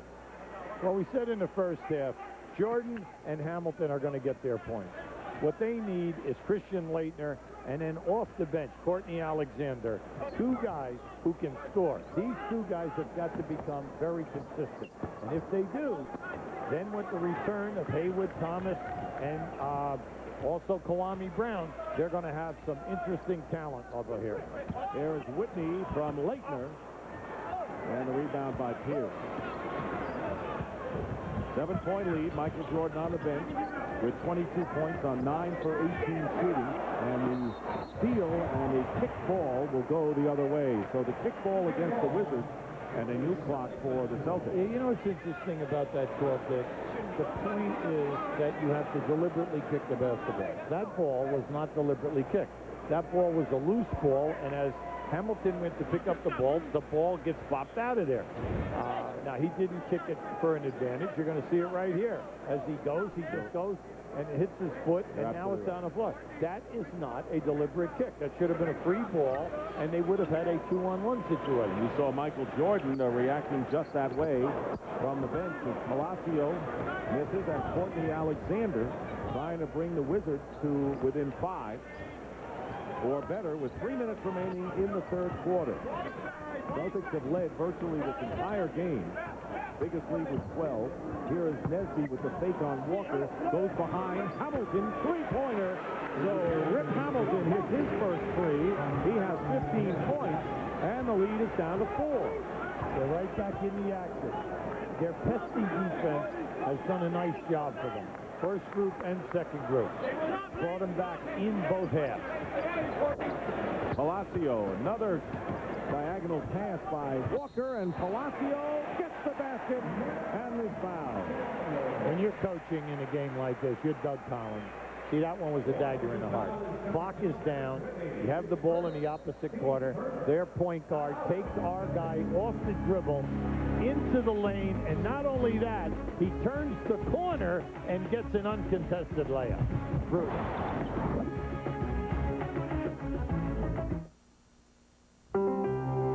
To the 16 at halftime. Beautiful turnaround in the lane. Now he takes the key right to the rim. Beautiful drive. And then this fadeaway in the lane. Nothing forced. Everything right on the money.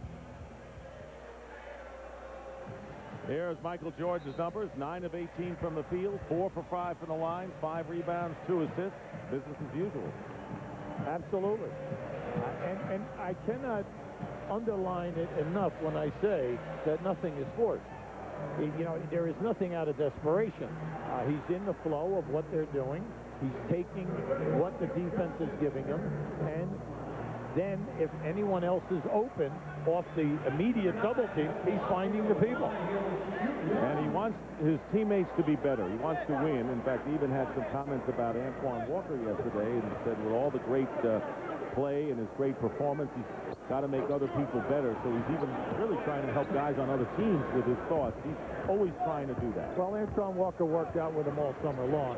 And we know that Antoine Walker last year had 6 assists per game. And tonight, he has just done a magnificent job in helping his teammates. And he already has 7 assists in this game. Christian Laettner from the corner, and it's 68-64 as Laettner coming in with 19 points. 8 of 10 from the field under 2 minutes to go in the third. Joe Johnson back in for the Celtics. He's had a fine all-around game. And near double-double in points and rebounds. Here is Eric Strickland for 3. That was a big one. Eric Strickland. And the Celtics couldn't believe that he'd be available. But Strickland tonight, 10 points off the bench, including that 3. He fit right in with this style of play. And he's going to be a nice contributor for them during the course of the season. Going the same way, it'll be Wizards ball with 10 on the shot clock and a minute and a half remaining in the third. As Celtics leading by 7. They had a 12-point lead at one time, and the Wizards hanging in there. And they're trying to make a run with Michael Jordan on the bench in the waning minutes of the third quarter. Here is Hamilton over Blunt hitting. So Hamilton coming alive has 17 points, 11 since the first quarter. No, that play was totally by design. That was a quick pass into Laettner. Laettner was to dribble over and set the screen because they want to switch so that Hamilton would free himself in the lane. And Blunt with his second field goal. We have not seen Patappico, you said, but the Celtics very pleased with their committee of centers this year. Well, Petit last year missed so many games due to the fact that he was injured, and Blount coming on, they picked him up as a free agent. He's really developed, and they love his potential. Alexander on the turnaround, and time remaining, nearly 40 seconds to go, and 17 on the clock. Milt Palacio hitting the shot. How about Strickland and Palacio off the bench scoring 18 points? Well, Palacio and Kenny Anderson have negated that tough first half where they struggled with the shot, only 3 for 12. This half, the 2 of them are on fire. Strickland committing the foul. Peirce and Walker have taken only 3 shots this quarter. So Doug Collins has to like that, but others have stepped up And you mentioned Kenny Anderson, Joe Johnson. They have a total of 16 here in the third. Yeah, I like their weapons this year. I like the Celtic weapons. I like the fact that their centers are healthy. I like their ball movement. Peirce and Walker are definitely sharing the basketball. They have an excellent camaraderie out on the floor. Their defense is 100% better than a year ago. And then they are dangerous in the three-point game.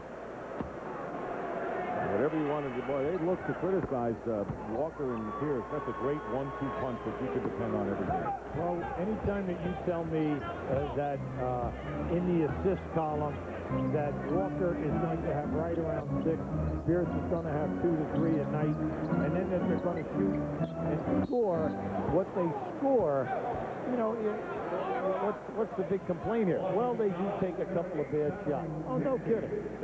Who in this game does not force a couple of bad shots? Anytime that you are two guys who are taking 23 to 25 shots a game. Nesby committing the foul, his third.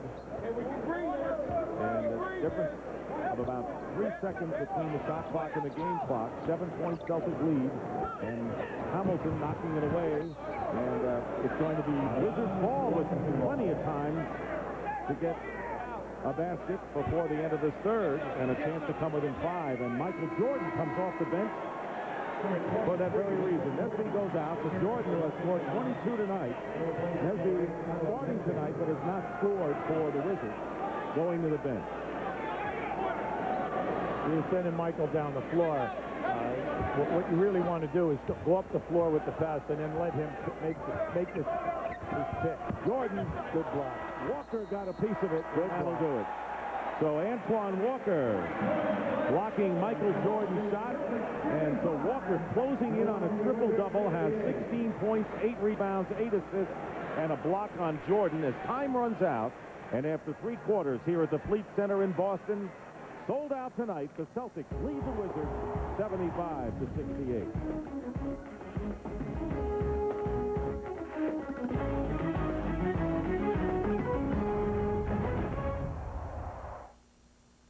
That was fun. The shot chart, the range factor has not been there, but it has not been there for him all season. He's struggling right now at 39% coming into the game, but you can see in the deep areas, he's 2 for 6. But look at the damage from the foul line down, either in the corners or once he gets into the paint, he's shooting a beautiful percentage. Now, you like what he's doing because he's shooting a high percentage tonight. He's getting to the line. Now, we told you coming into the game, he's only attempted 6 foul shots a game. You're hoping that he can get that up to about 8 or 9. Start of the 4th quarter, Antoine Walker, Paul Peirce, Mark Blunt, along with Kenny Anderson, and Eric Strickland, who played well off the bench, feeding Walker for the three-pointer. So Antoine Walker with 19, and the Celtics up again by 10. Teron Lue in the game with Jordan, Christian Laettner, Courtney Alexander, and on the turnover, here's Walker going behind to Peirce. That would have been a spectacular play had it gone for Boston. Right now, Washington has got to be very, very careful. You're 10 down. The passes have got to be right on the money. Stop trying to make, passes through a keyhole. If it isn't there, just rotate the ball in the opposite area. 6 on the shot clock. Popeye Jones in the Wizards lineup. And Christian Laettner now with 21 points in the game. And he has been kind of an enigma as a person over the years. But I think you know a certain side of him. And when we get a chance, tell us about Christian Laettner, things that people may not know about him. But meanwhile, Jones gets the rebound, and the lead is 7 for Boston. Big possession right now. You know it's early in the quarter, but this is a big possession. You get one now, you get it back down to 6. Here's Teron Lue firing it up, and Blunt getting the rebound. That's the first time Teron has forced a shot. He's been very good tonight, 5 in the first half off the bench. Ball knocked away. What about Christian Laettner? There's things you know about him. Yeah, well, camp he came to the 5-star camp, the #1 camp in the country, back when he was a high school player at a private school in Buffalo, from a wealthy family. He has donated $1 million to that store. When he was at Duke, he came back to the 5-star camp as a coach every summer. Since he's been in the pros, he comes back to the 5-star camp, lives in the bunks, or, on the floor with the players. He coaches a team, he teaches a station, and he gives lectures. Now, this is the side of this guy that nobody knows. Now, that is a commitment to teaching, learning how to be a coach, living with young players at the high school level from all over the United States, sharing his experiences. No one talks about this guy. No, they don't. And Peirce hitting that last jumper, but a 10-year veteran coming back to camp like that, and Laettner hitting a jumper now 10 of 12 from the field for 23 points. But a 10-year pro coming back, staying in the bunk, and still teaching the kids. That's terrific.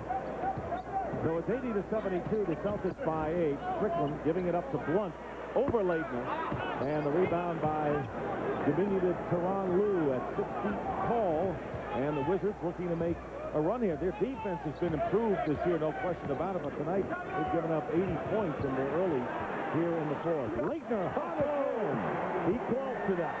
He told Lue, come this way, get the switch, and I'll pop back, because they continue to catch the two guys in the switch, not understanding whether they're trapping or switching. Laettner's hit his last 7. Gus Collins saying he has to be emotionally involved to play well. He's answered that question right. Here is Peirce driving in. Jordan defense. That was an offensive foul. There, the foul is called. That was a good call. Yes. Tony Brothers was all over that, because that was a vicious elbow. Keep an eye on this now. Now watch to the left of the screen. You're going to see the miss right here.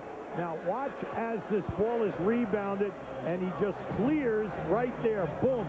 Clears Lue back up on the shot. Good call. The referee, Brothers, right on that call.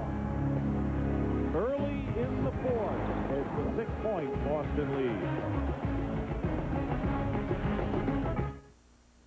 In the fourth quarter, and the patriarch of this great Boston Celtic franchise, 84-year-old Arnold Red Auerbach, who is the president. The Celtics, in 40 years with Red as general manager, never went more than 6 years without a world championship. Now it's been 6 years before they made the playoffs. Pretty good.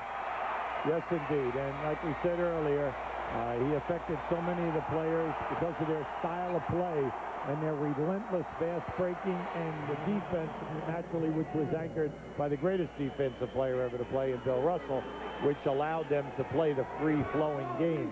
But they were well-disciplined, very well coached.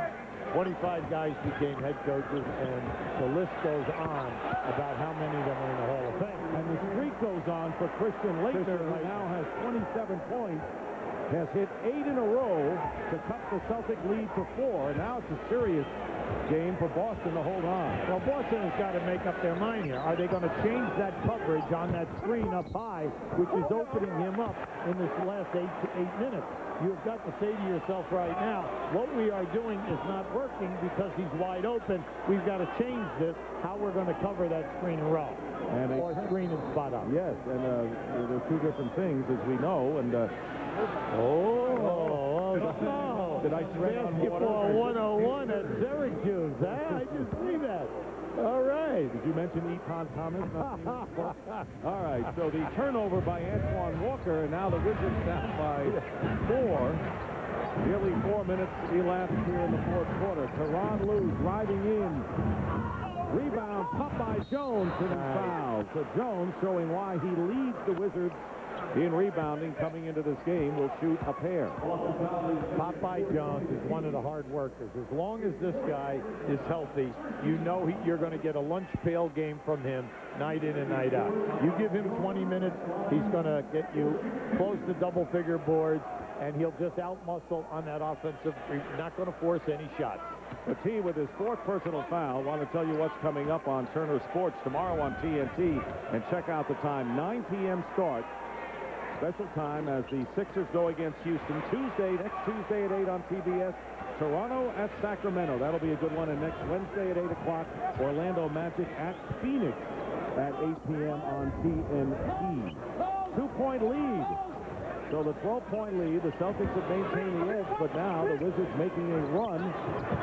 7 on the shot clock. Kenny Anderson has it deflected by Laettner, I believe, got a piece of it. And now the Wizards in position to at least take the lead. They could hit a 3-2 lead, and a basket would tie it up there on an 8-0 run. Here's the high screen spot up. And the spot up man is Laettner. Has hit 8 in a row and finally misses, but guess who? Comes swooping down with the offensive rebound. Michael Jordan, 22, has yet to score in the fourth quarter. Fires away and ties the game at 80.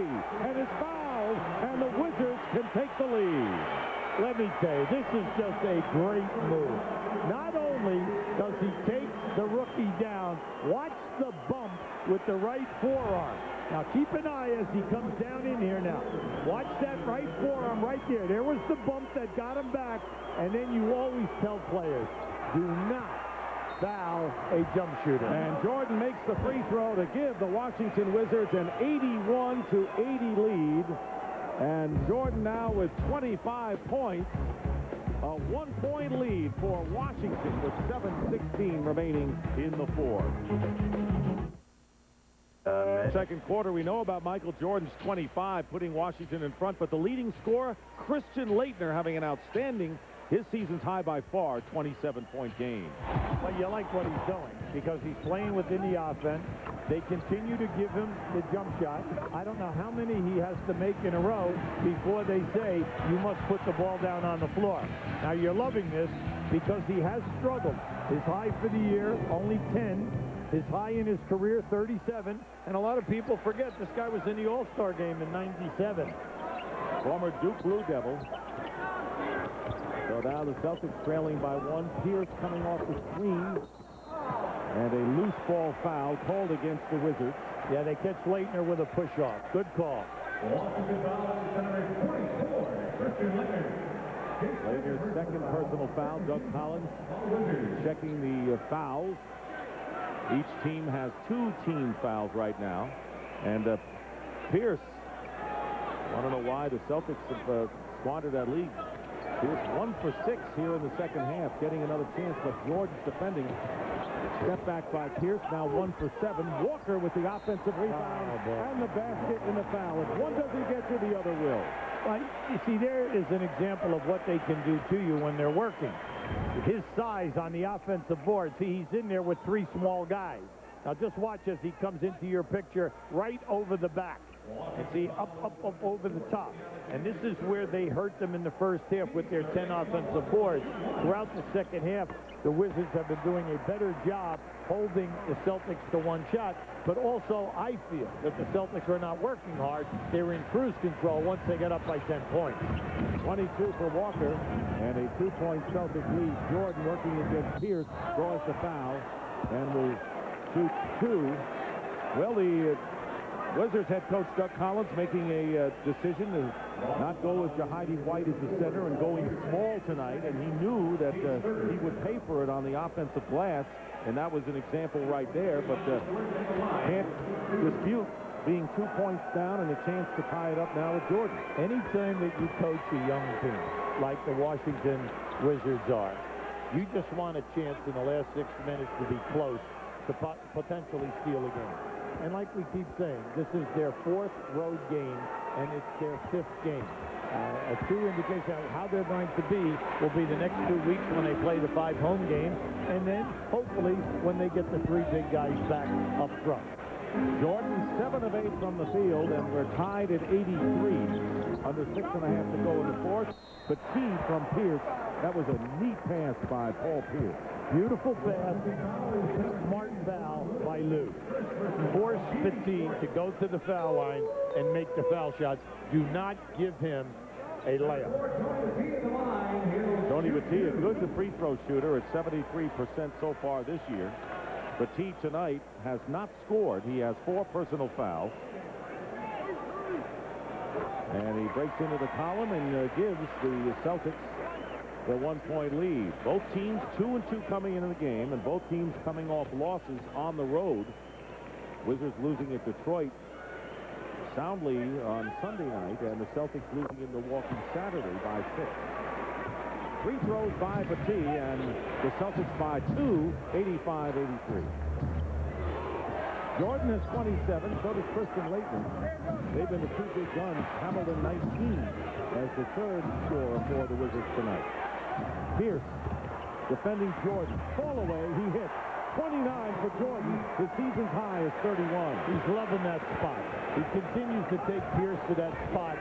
Peirce is nervous that he's going to take him to the basket. He's catching him back, and then Michael is throwing the fadeaway on you. Nothing you can do about it. Hey, Michael circled this date.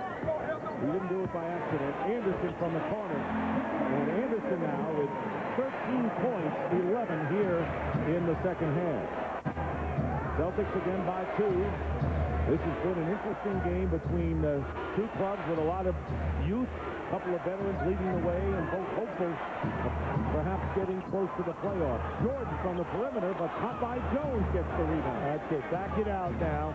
Set up. Look at the bench. Doug Collins made a call. They're coming right back to this high screen and spot up. The high screen set by Laettner. The double team leaving Laettner open. Didn't have control of the ball. Plenty of time on the shot clock. And here is Alexander. Jordan blocked by Peirce. Jordan has been blocked by both Walker and Peirce tonight. Here is Anderson, and he'll set it up. Yeah, good move. You didn't have it. You didn't like your numbers. Don't force anything. Let's get back to power basketball with Peirce and Walker inside. And here is Peirce, and Jordan is all over him. This is a good duel, and he knocks it away. Jordan gets the steal. Here is Lou, lays it in, and ties the score again, this time at 87. The crowd is loving it. Jimmy O'Brien not very happy. He thought his man got fouled. Right now, Boston Celtics have got to say, hey, we're at home. Let's get back to our power game and our game plan. This crowd enthused at Jordan. When he came out for warm-up, they went wild. They know what it means. He's done it here in Boston before. Wild three by Peirce. Offensive rebound by Petit, who cleans it up, and the Celtics, every time the Wizards tie it, the Celtics take the lead again. Yeah, once again, they hurt him on that offensive board. See, with Petit in there, you know, at his size, and along with Walker and Johnson, they've been pounding and pounding, and they're wearing down the Washington frontline players, basically Christian Laettner.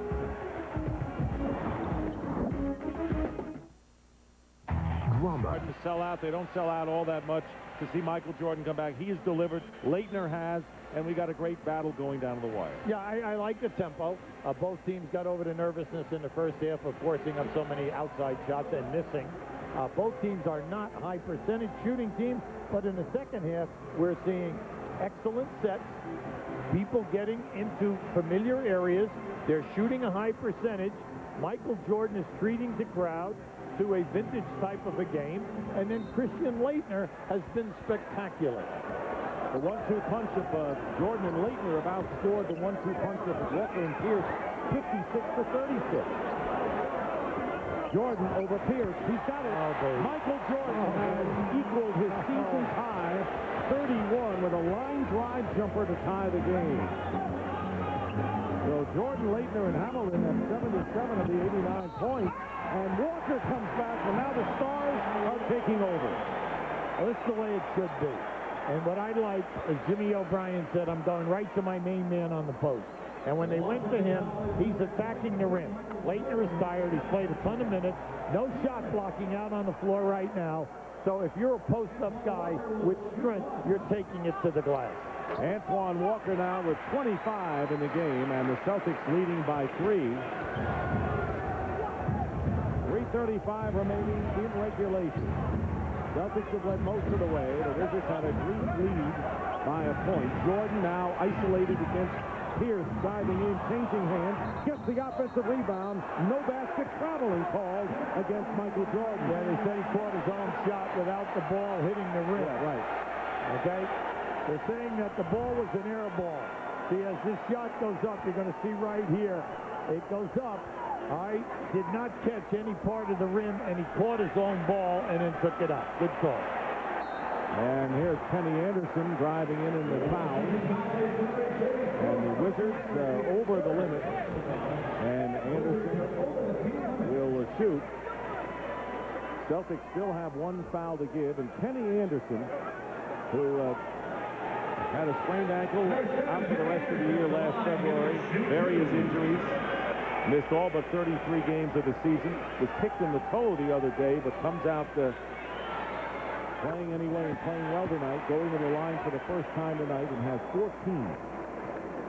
Well, you're hoping right now that he'll finally get back to where he was like in '94 when he played in the All-Star game. You're looking for Kenny Anderson, an established guy who has scored 15 points throughout his career. He's got an average of 7 assists a game. But what you're looking for him is to be healthy, and then you're looking for him to be a better defender at the point. Now, Jimmy O'Brien feels that he's more dedicated to the defense this year, and he's doing a good job. That he's playing the best defense of his career, says Jim O'Brien, who took over for Rick Pitino, and the team settled down, played 500 ball in the last 48 games that he coached. So it's 94-89. Michael Jordan, the open man is Hamilton, off his foot, out of bounds, and it's last touch by the Celtics. They get a break there. They really got a break. Because they had nothing. Michael had nothing on the dribble. He was looking for Hamilton out on the wing. Hamilton into the game, replacing Lou. So Hamilton working against Anderson has size on him. And here is Jordan with a pump fake block. Peirce blocks it and gives it up to Walker, who gives it up to Johnson. And that's a big basket in this game. Yeah, it was good timeout right now by Doug Collins. You had the shot clock running down. Michael was trying to get it up. Great defensive effort, and then it escalates into a 2-on-1 that you must finish. Now, keep an eye on this now. He had 2 guys on him so that he could not get to the middle. Beautiful anticipation by Peirce, and then he gets rid of the ball. But how about this pass? See Antoine Walker dribbling with his head up so that he could see the 2-on-1, and then they finish. And Joe Johnson with 16 points, so Michael Jordan has had 2 shots blocked by Paul Peirce, 1 by Walker, and the Celtics lead by 7. Timeout and a 20. Peirce and Jordan down the stretch of this game. Well, this has been a major battle because Jordan, along with Laettner, they bring Washington back from 10 down. But now the game is on the line. Paul Peirce is really working hard. You can see he knocks this away, disrupts Jordan's game, no doubt about it. And this is the key play in this game right here. It's a great block, and then the ability to hit Walker with the pass, then Walker up ahead, and they score on the fast break. Excellent team play. Chris Whitney in the game now at the point with Popeye Jones, Hamilton, Laettner, and Michael Jordan. Jordan trying to post up now against Peirce. Well, they're fronting him. They're not going to give him the pass. Laettner hitting the shot from outside. Christian Laettner now with 29 points. Jordan with 31. That's a big 1-2 punch tonight, and it's a 5-point Celtics. Now, Washington, they need to stop right now. They've got to hold them in these next 2 possessions. 2 minutes and 15 seconds to go in the fourth. Here is the double team on Walker. Johnson gives it up to Peirce. Jordan stays with him. 4 on the shot clock. Petit, turnaround, air ball, but they'll call the foul. As Nolan Fine calls the foul, and it'll be a push-off foul against the Celtics, and it may be against Petit. But we'll check. It is against Walker, and that'll be 3 on Antoine Walker.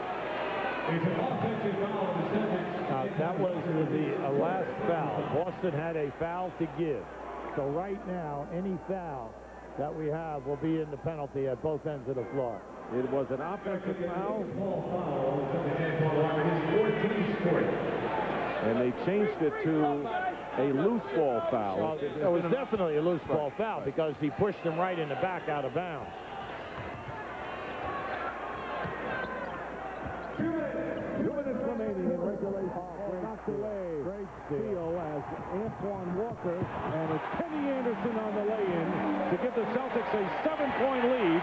Anderson has 15 of his 17 points in the second half. He's come up big tonight. Now, Antoine Walker is the one that caused that deflection to get out on the fast break. And the Celtics, Paul Peirce will call a timeout after Laettner drove to the basket and the loose ball. Now keep an eye right here. You're going to see it. The combination there of Kenny Anderson, Antoine Walker, and then Anderson saying, hey, I'm faking you and I'm taking you right to the rim.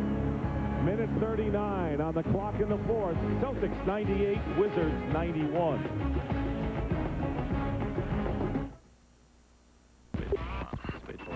Go, man. Oh, go. I'm going to give y'all something. Wizards by 7 late in the fourth. Right now, let's take a look at TNT Saturday night movie Rush Hour. Drama is teaming up China's best detective with LA's worst. Which one of y'all kicked me? Jackie Chan, Chris Tucker, Rush Hour. Michael Jordan with 31, equaling his season's high. Christian Laettner, 29 points. By far his best outing of the year. Richard Hamilton, 19 for the Wizards, who trail, as Antoine Walker with 25 points. Kenny Anderson with 17. In the last minute and a half, the Boston Celtics defense has been outstanding. But not only the shot block, but also the deflections, which have taken the Wizards right out of their offensive tempo and no shot attempts. Walker on the perimeter, guarded by Popeye Jones, and Peirce defended by Jordan. Here is Peirce and Jordan with 7 on the shot clock, and traveling calls. So Jordan, I'll tell you, that's where the headiness of Michael Jordan pays off. Yeah, well, right now, see, it's the story of the established player getting the non-call. Paul Peirce is saying he's smacking me with the forearm, and he's knocking me around. I should be getting fouled. And Jordan smiling. That's right. And looking a look back. This is a head game going on between those two. Here is Jordan passing out to Laettner. 8 on the clock. Whitney hitting the three. Big. So Chris Whitney, who went in hitting 63% from three-point range, and it's a 4-point Celtic lead. Now, Whitney's been quiet tonight, but we know that he has been an excellent spot-up guy for the Wizards before tonight's game. 10 on the shot clock, and under a minute remaining. There you see the game clock as Walker turns around. Hits a big shot. Big with the defender in his face. Big-time move. That's a great score, giving you one of his better moves, reading the defense, and then coming up with that shot right in your face. Now here he is. He faces up. He has nothing now. All right, once he goes, now watch the spin. As he comes out of there with the spin, he's coming right up on you. Just a great offensive move. And Popeye Jones was all over him. So 27 points for Antoine Walker. Timeout. Boston by 6. In Atlanta, highlights from around the league. Charles Barkley goes swimming, and a look back at Magic's announcement, all coming up on the Inside the NBA presented by Hyundai. Now you're coming out of the huddle, you're down 6. It's not necessary to shoot a 3 unless you are wide open. You have right at 45 plus seconds to go here. You score quickly here, the game is a 4-point game. Antoine Walker with 27. His season's high is 29, and still a rebound and an assist shy of a triple-double. Both teams shooting 49% after a slow start. Here is Whitney with a fake, and the 3, front rim, and Joe Johnson gets the rebound, and the rookie from Arkansas has 10 off the board. Now, there's two ways of thought here. With 45 seconds to go, you come out of it, and you attempt a 3, and you miss. When you miss, you foul. Now, when you foul, the game is either going to stay at 6, or it's going to go to 7 or 8. But if you come out of that huddle and you go and you penetrate and you go to the basket and you make a score, or you get fouled and you get to the line, now you're 4 and you still have 30-some-odd seconds to go. Two ways of looking at it. If you get a wide-open 3, it's always in your favor to take the wide-open 3. Right, but you're rolling the dice if you take the 3. There you go. And that was Force. And a great shooter. He's shooting 62% right now for the season. Antoine Walker matching his season's high of 29 points. Celtic fans start to make their way to the exit with an 8-point lead. Michael Jordan slicing his way to the hoop. And he is fouled. And the foul is on Tony Petit, his 5th, and Jordan will go to the line. So Michael Jordan, if he makes one of these free throws, will establish his season's high. He is 12 for 26 from the field. And now 7 of 9 from the line. He still has 31. The Wizards will come in with Nesby and Lou as Laettner and Popeye Jones go out. Nesby started tonight and has not scored. For his career, Michael Jordan, 84% foul shooting. You like to see him get back into the groove, get those shot attempts up like tonight. 40 minutes of play tonight for Michael Jordan, coming off the 22-minute effort in the back-to-back game in Detroit, and the immediate foul is made on Antoine Walker. So Jordan today with a 32-point effort, season's high for him. As soon as you make your foul shots a Wizard, inbound pass, you go for the steal. You don't get the steal, you foul immediately because you force a player like Walker, who is a 66% foul shooter, to make the foul shot. And Walker makes the first one, and the Celtics can open up a 9-point lead. Eric Strickland will come in, replacing Tony Petit. So Strickland, a newcomer to the Celtics roster, coming off the bench to score 10 tonight. Well, they're matching up right now because Washington is so small out on the floor right now with all three-point shooters that Jimmy O'Brien is matching up small with small. Stay with the three-point guys. You have Lou and Whitney in the game. There's Teron Lou in traffic. Here is Nesby for three. And the rebound by Walker. And the Celtics are going to capture this game and defeat Michael Jordan and the Washington Wizards. And that'll do it. The final score, the Boston Celtics 104, the Washington Wizards 95. And for Antoine Walker and Michael Jordan, season's highs. Jordan with 32 points, Walker with 31, 10 rebounds, and just missed the triple-double with 9 assists. So the Celtics will go to 3-2 on the year, and the Wizards, who go home for 5 straight games, drop to 2-3. Let's send it over now to Cheryl Miller. Antoine, despite losing a 10-point lead, this team held its composure down the stretch. What does this win mean tonight? Very big. We had to get back over the 500 mark. We know Michael Jordan's a great player. Like I said at halftime, we'll give him 30 points. But Chris and Laettner was getting off. They had a chance to win the game. But Paul played great defense down the stretch. That's what we need. He didn't have it going offensively, and he came up big tonight defensively. So it's a big win for us to get over the 500 mark because our next 5 out of 6 at home. Well, everybody knows in Boston that you and Paul are the 1-2 punch, but also talk about the contributions of Joe Johnson and also Kenny Anderson. Oh, it was great tonight. Kenny's been playing, came in camp in great shape, ready to play. And Joe is just picking up everything. He played great last game. He just carried it on. So, I think Joe's going to come into that third weapon that we really need. So it's going to look like it's going to be a good season for us. Thanks a lot, Antoine. Well, Paul, I know you've been trying to downplay this matchup between Michael Jordan. Just talk about tonight's win. You said all you wanted to do was just win this game and get a W for the team. Yeah, basically, that's all I wanted. I didn't want to turn this into a one-on-one affair. Michael's a great player, and, I got a lot of respect for him. But, the main goal right now is just get wins. We're trying to get to the playoffs. We got one goal in mind, and we're just trying to win the ball game. There was a little jawing towards the end of the game. What was said? I just told him I'm one up. Regardless of what he did tonight, he had his usual 30, but we got the win. 1 up, 3 more to go. Yep. All right, thanks a lot, Paul. All right, let's go back to you, Dick. All right, Cheryl, and talk about Joe Johnson, a double-double tonight. He certainly was the third weapon, 16 points and 10 rebounds. Kenny Anderson with 17, most of them in the second half. Our thanks to our producer, Jay Hoover, our director, Bill McCoy, Jeff Peirce, and Gregson Frampton. As usual, Marty Aronoff is our statistician. So once again, our final score, the Boston Celtics 104 and the Washington Wizards 95. So for Hubie Brown, Cheryl Miller, and the rest of our TBS crew, I'm Dick Stockton, and we'll send you to Inside the NBA with Ernie Johnson in Atlanta after this break. So long, everybody. Couldn't believe it. Magic being one of my favorite players, and so I was definitely shocked and stunned, and it was definitely a sad day. It was one of those days that you remember where you were and what you were doing when you heard the news.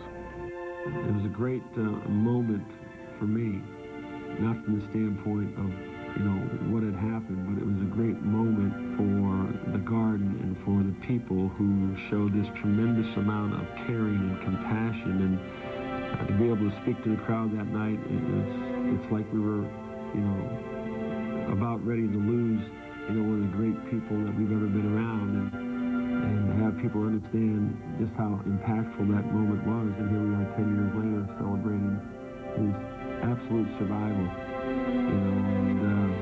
And while it was a horrible moment, it was a great moment for us to recognize, you know, what this disease was all about and how we could go about it. And I think Magic was one of the guys that did that. We'll show some of what he said to us at halftime in just a minute, but before we do that, he spoke so fondly of guys that he's played against as he talked to you guys. What about competing against Magic Johnson, or stories about Magic Johnson stand out for you guys? Well, you know, I've been a fan growing up, and then all of a sudden you're thrown into the midst of playing against one of the guys you admired and tried to emulate, and all of a sudden, you know, we're playing in the playoffs, and, you know, it's about 15 seconds to go, and the score is tied. Houston against the Lakers in the first round, and Magic's bringing the ball up court. And as he's bringing it up, all of the Laker fans rise at the same time. And then you start to realize that this is playoff basketball, and this is what you've been watching. And then you start shaking in your boots because this is what you've been waiting for. So to see him bringing it up, it was like watching him on television. Wow. And here you are guarding him for the first time in your life. That was overwhelming. Yeah. The four basketball players that everybody wants to be: Magic Johnson, Larry Bird, Michael Jordan, and Dr. J. Every little kid growing up said their name on the playground. And the first time I played against any of those guys, especially, I mean, it was like you just got butterflies more than a normal game. You have butterflies before every game. But when you played against those four guys, I had the pleasure of playing with Dr. J. And I remember staying up the whole night before, called my friends, what should I call Dr. J? Dr. J, Julius, Mr. Irving. I did. I stayed up all night calling my friends trying to decide. When I played against Magic and Larry the first time, it's just like, it's kind of like you get a cartoon feeling. You're just such in awe, but it was great. And I tell my kids, my only got one, I tell us they wasn't that good. I was a lot better. Exactly. You know, he was in New York tonight at Madison Square Garden. If you weren't with us at halftime, we hooked up with him live to talk about what the last 10 years have been like. Very candid, very honest, and talking about a very sobering topic. And for the NBA game that I missed for 3 years. But I'm not trying to overdo things, you know, just so I can please the 20,000 people that are watching. I know if I go out and focus on my job and continue to try to improve and get my rhythm, people are going to be happy, you know. But if I go out there and try to live up to the fans' expectations, I've learned a long time ago, it's no way I can win. You know, it's fun, and I appreciate the respect that they have paid me in all the arenas that I've played in. But I understand, too, they're very loyal to their team. They'd rather see me score 50 and see their team win. I do realize that. But me personally, I'm just trying to get out there and enjoy myself and play the game of basketball like I know I'm capable of playing. Thanks, folks. We got to run. 32 points, 8 rebounds.